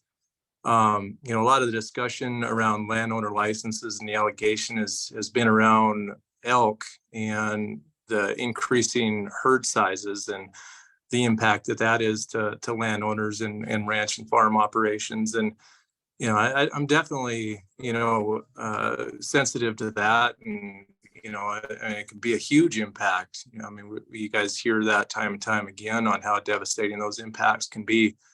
But what I would caution against as you move forward, as you make changes to, or potentially make changes to landowner license allocations is, you know, what types of licenses or license allocation increases go to landowners and what that could do to the objectives. I know, you know, kind of vaguely speaking about the task force recommendation about putting a cap of 20% on landowner licenses, and then also when herds are over objective to, you know, open that up more to where, you know, landowner licenses could be issued above the objective.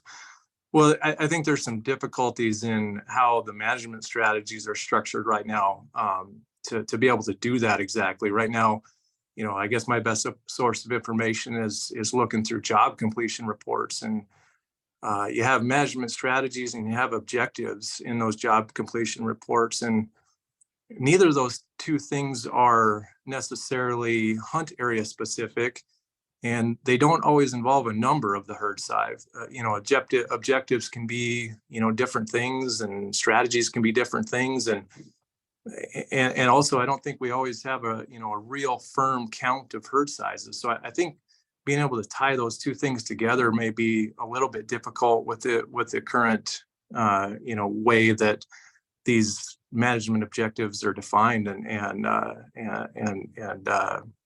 license allocations are structured around those objectives. So I guess what I'm really trying to get at is, in large part, I think right now, landowner licenses are issued as type 1 tags, and probably in large part are targeting bulls and bucks. And, you know, a lot of the issues we're hearing about are in herd sizes, and these type 1 tags don't do a lot to help reduce herd sizes. So, you know, that objective may need to be looked at and, you know, maybe separated. You know, maybe one objective is just to reward landowners for the habitat they provide, you know, with these type 1 tags to go, you know, hunt whatever they want. But if the objective is to reduce a herd size, you know, then maybe those type 1 tags should be off the table, and you know, there should be greater flexibility for cow tags or, you know, other more targeted licenses. You know, we see it in some areas where there's problems with not knowing how many licenses make it through to the, you know, resident applicant. Like myself, I don't own land in Wyoming. I apply as just a resident applicant. Well, the particular area I put in for this year, the total amount of the quota that was taken up by non-residents and landowners and other license types before that gets to the resident applicant changed dramatically from the last year that we were able to look at draw odds. You know, that's somewhat difficult for us to make sure that we, you know, we're putting in for areas that we have a reasonable chance of getting a license for. That should be thought about as part of this landowner license discussion as well. Those are the main points I wanted to cross, and I'll go ahead and stop there. And if you guys have any questions for me, I'd be happy to try to answer them. Thanks, Levi. Is there any questions for Levi from the commission? We have no questions on our end. Thank you for those comments, Levi. Thank you.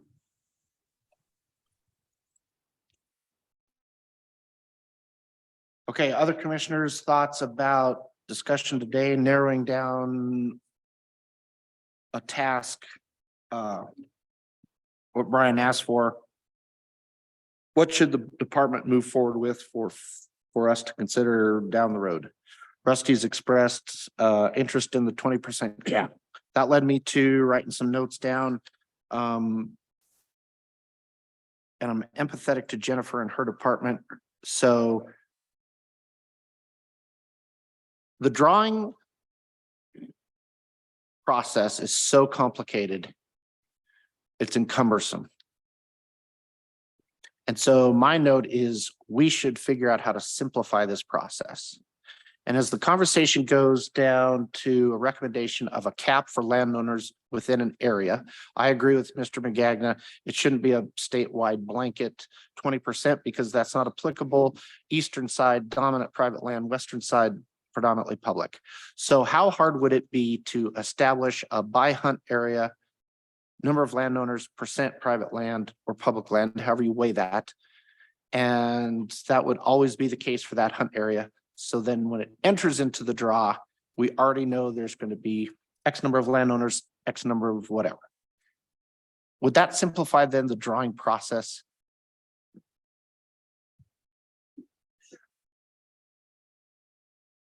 Absolutely, because I'm not even sure what I'm asking. So I'm just trying to get my head around this. So are you asking that we set by license a percentage for each different hunt area, taking into consideration public land, the management strategies, all of that, and say have different percentages for each hunt area?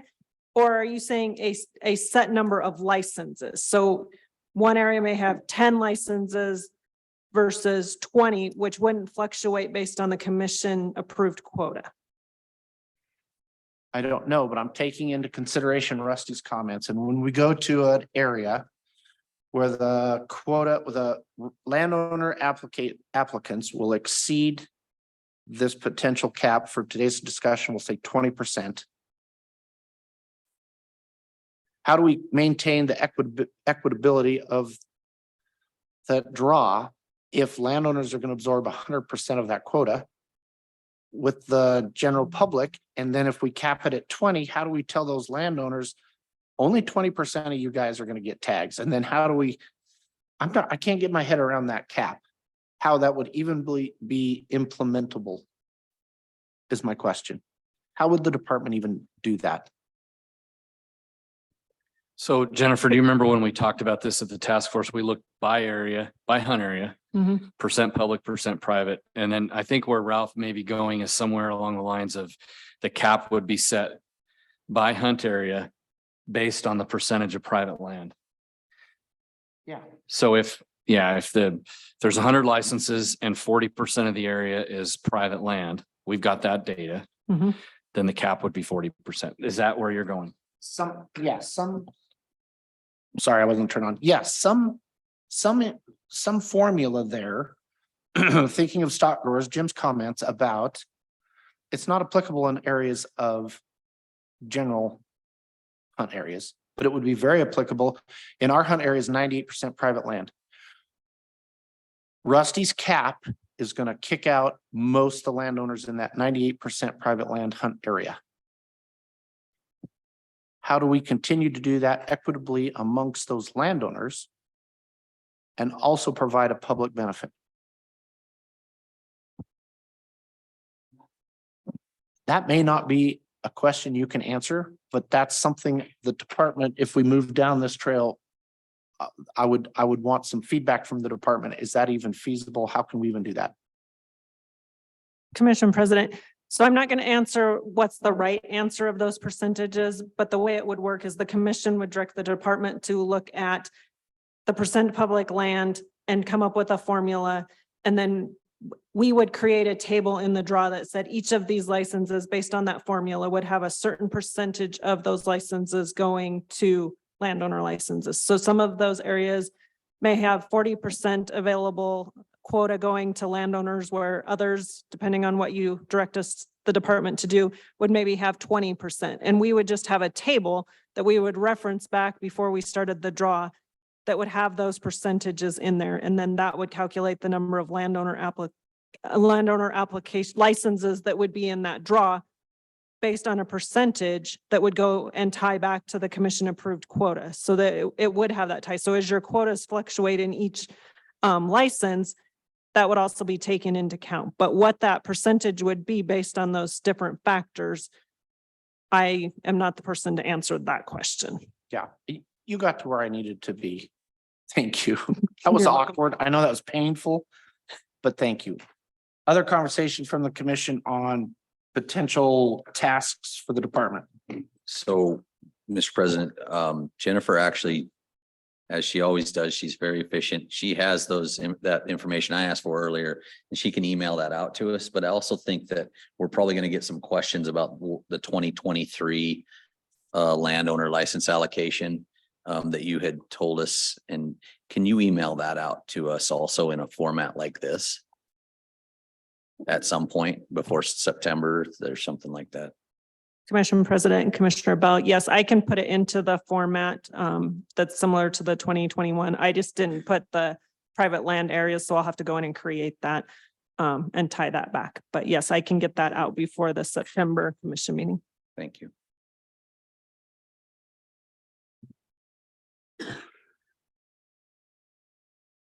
Mr. President, I think that, I don't know, what about the significant interest? Do we need to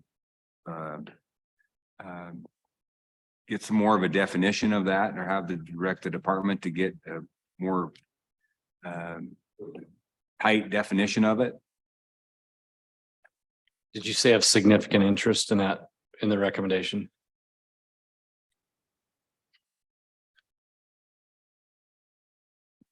We can look at different ways, but I think that the way it's defined in the recommendation is pretty.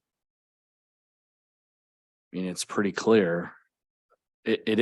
I guess I don't know another way to define it that would be more clear than the way the task force did it. The percentage though, I think would be something that we could evaluate and provide a recommendation for sure. Okay. That would be, something applicable to that would cover most situations that we're trying to cover in Wyoming. I do think 20%, I was talking to the president about this a little while ago. I think 20% is probably high. It should probably be lower, but. On that, just on that same note, and I don't know whether we can expand that definition or what we're really trying to do is those corporation partnerships. Now, I know that families do that. I mean, they do that to protect things and for trusts and things like that. But is there a way to add to that language? And I know Jim threw something out that said something like shall not apply to current ownership, family member ownership. I don't know if that's language, but I think having our legal staff maybe look at that, knowing what our intent is on that and trying to make that a little bit more solid. But I think that's a good recommendation to just look at. I would expand on that, and I agree to that. I guess I would pull back on my personal suggestion, and I would just ask the department to look into legal language that would make it harder to be eligible if you're one of those situations. I don't want to encumber the working family ranch heritage, but I want to encumber corporations from gaming the system. So I want tougher language there. Is that fair?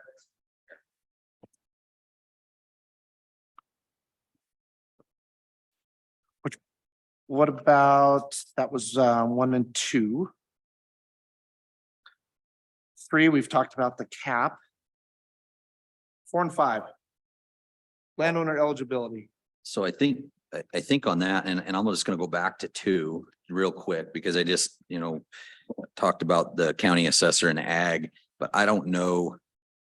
I'm curious from the department's view on we know that's a just tough language to enforce. It's just really tough language to enforce. And are we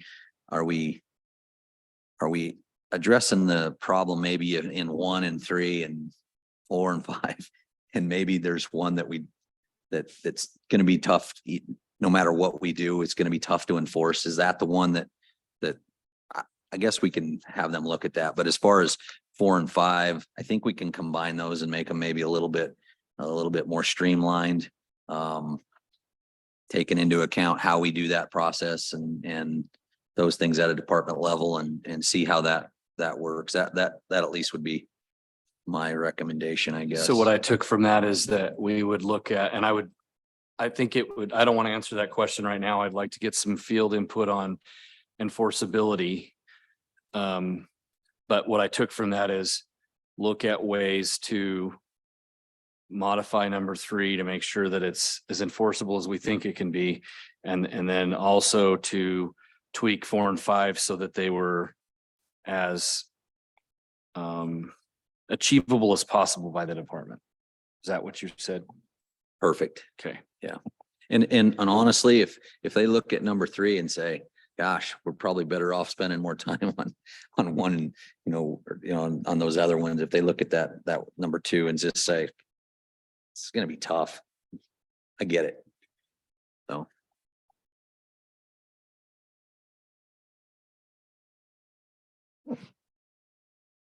Hey, any other comments about those?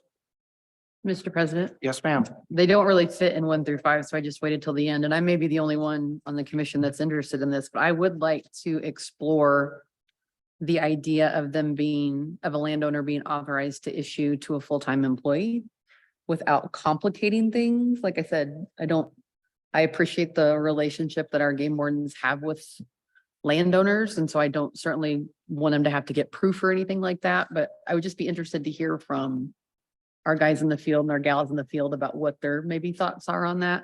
And then the second thing, with the stock growers proposal, the idea of the scaling maximum number of licenses to acreages. I like the idea of that. I don't know if this is how we want to do it, but I guess I'd be interested to see what everybody's thoughts were on that. The idea that, you've got a lot more land and you're feeding a lot more animals, possibly that maybe you have the opportunity to have more licenses. And I don't want to give out more licenses because I want that cap to still be in place.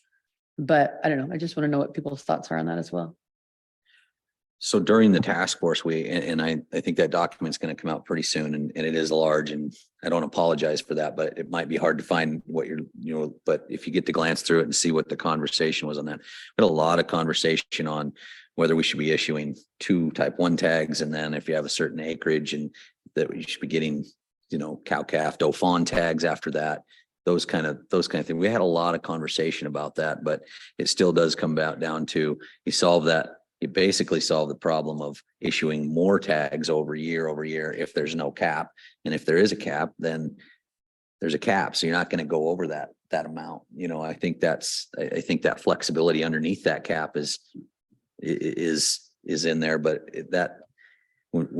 I know that the comments coming back on that were, they were probably mixed between sportsmen and landowners, which is normal. But issuing more was not, and based on just your acreage, this probably goes back to something Fred is saying. Just because you have 10,000 acres doesn't mean that it's more productive than a 160 acre alfalfa field. And so just giving somebody that amount of, more based on their not production, but the amount of acreage they have maybe is a little bit there's not really a lot of science in that necessarily, other than there's a hard number on how many acres you own, but not on what the acreage produces and how many animals are on it. But if you do it on acreage, you have to do it on your day use. So if you're going to scale that, you have to scale it on day use. So then you're putting the department into more work on property that they know that is going to qualify for just 2. If you say, well, if they have day use of whatever it is, because they have 10,000 acres, then we're making it a little bit tougher on them. I don't know if that makes sense, but. No, it does. I appreciate that. Like I said, I'm interested in other people's comments on commission. And then how are you gentlemen feeling? How do you feel about the employee thing? I will offer that we could just bring for your consideration in September the language that was drafted before that I felt was pretty good language. I mean, you can always find holes in when you're trying to define something legally, but we could bring that language back as a starting point on the long-term employee, the language that was drafted by Pat and the task force.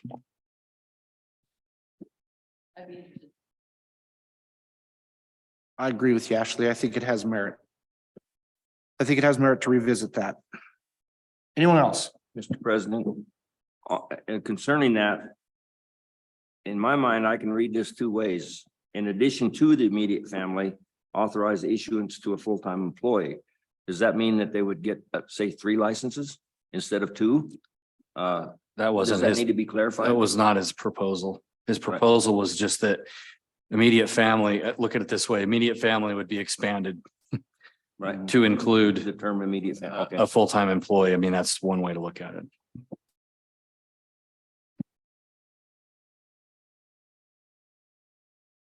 Anything else?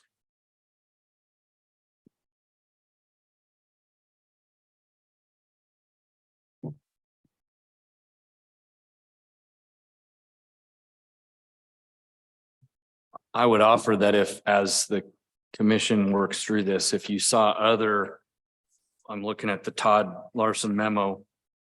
If you saw other issues between now and say the end of, or the middle part of August that you wanted us to come prepared to discuss in September, we could do that.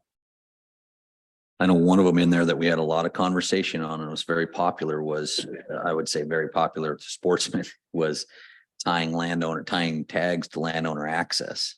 And we did have a lot of conversation on that. And how do you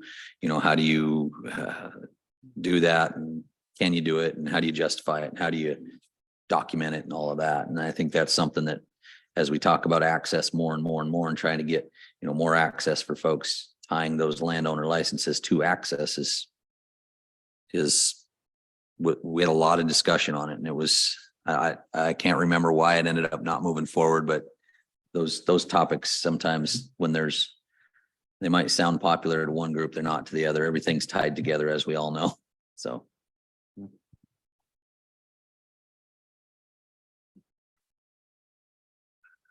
I don't have any more notes. Department, Craig, is that clear as mud? What we want you to do between now and Mr. September? President, it's awful murky from where I'm sitting right That's what now. I was afraid of. Great discussion. I just want to make sure that we're clear what the ask of us is. At this point, I'm tracking some themes here on each of these individual recommendations and just want to make sure that we are well prepared for you as we go forward. So it sounds like there's some interest in the intent behind the first one in terms of significant interest in developing that a little bit further. Do you need us to bring different language to you in September to consider, or is this something you want to address yourselves? I would ask the department to bring language that simplifies the eligibility, but strengthens the definitions to exclude corporate abuse. Okay, I'm tracking that. Thank you. Specific to recommendation number 2, it sounded like you would like us to kind of give an opinion or thoughts on how easy or difficult it may be to enforce that if it was to change to some sort of zoned agricultural production. Correct? Correct. Yep. Recommendation number 3 with the cap is to look at that a little bit further and see if we need to modify that to ensure enforceability or applicability across all hunt areas in the state. What would that look like? What would it look like? And then with number 4 and 5, consider those, refine them, kind of include them in one, I guess one recommendation or one thought. Am I tracking that correctly? I think so. but I wasn't.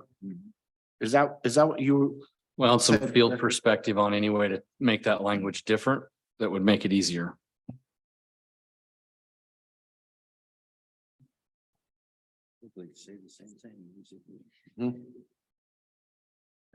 And then we will make sure that we have the language that was presented to the task force specific to including full-time employees, and then maybe something related to the scalability idea. Is that correct?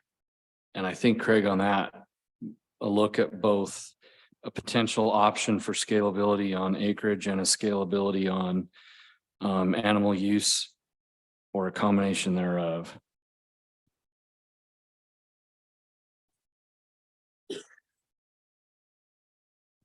And Mr. President, my suggestion, and when we get this into the next meeting, when we address this, could we, when we settle aside a little time for it, could we also get it so we can vote on it, so we can move on to other things also? So, I mean, it's just the next time we address this, we'll vote on it.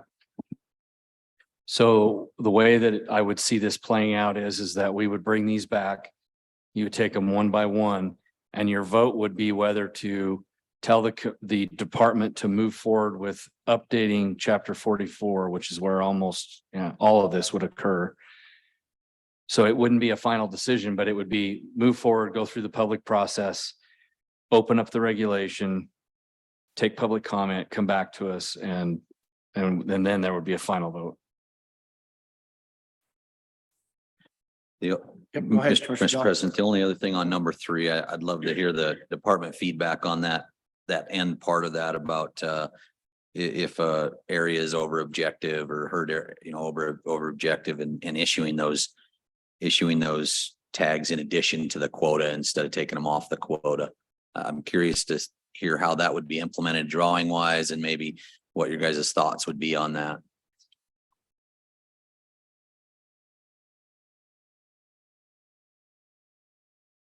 Very good.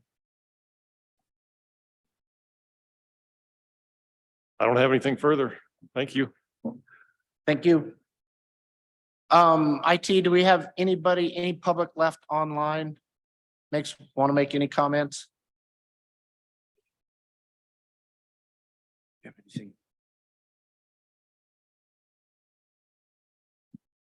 Any final thoughts or any business from the commission to be considered today? Mr. President, I just one thing, and I just reiterate, I just like the department to kind of give a next briefing on how our aircraft are coming, if whether I'd like to see that pushed a little harder to see where we're at as far as possibly purchasing aircraft for the department. Feasibility on our own aviation program. Okay. Any other commissioner, any other business? Seeing none, I'll adjourn this meeting for the day. Thank you, everybody, for your participation, and we'll see you again in September.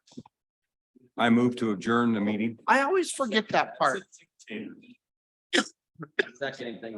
Tony, correct the record. The chair would consider a motion to adjourn. It's been moved by Commissioner Jolovich.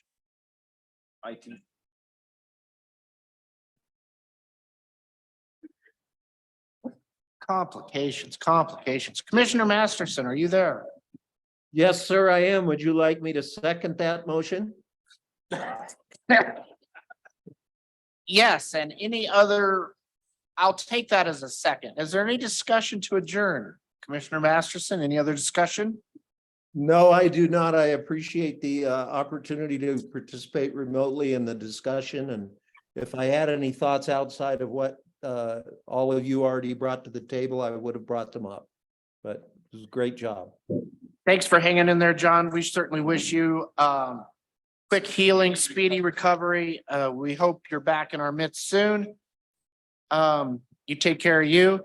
Any more discussion on the motion to adjourn? Hearing none, all those in favor of the motion, say aye. Opposed? Now meeting adjourned.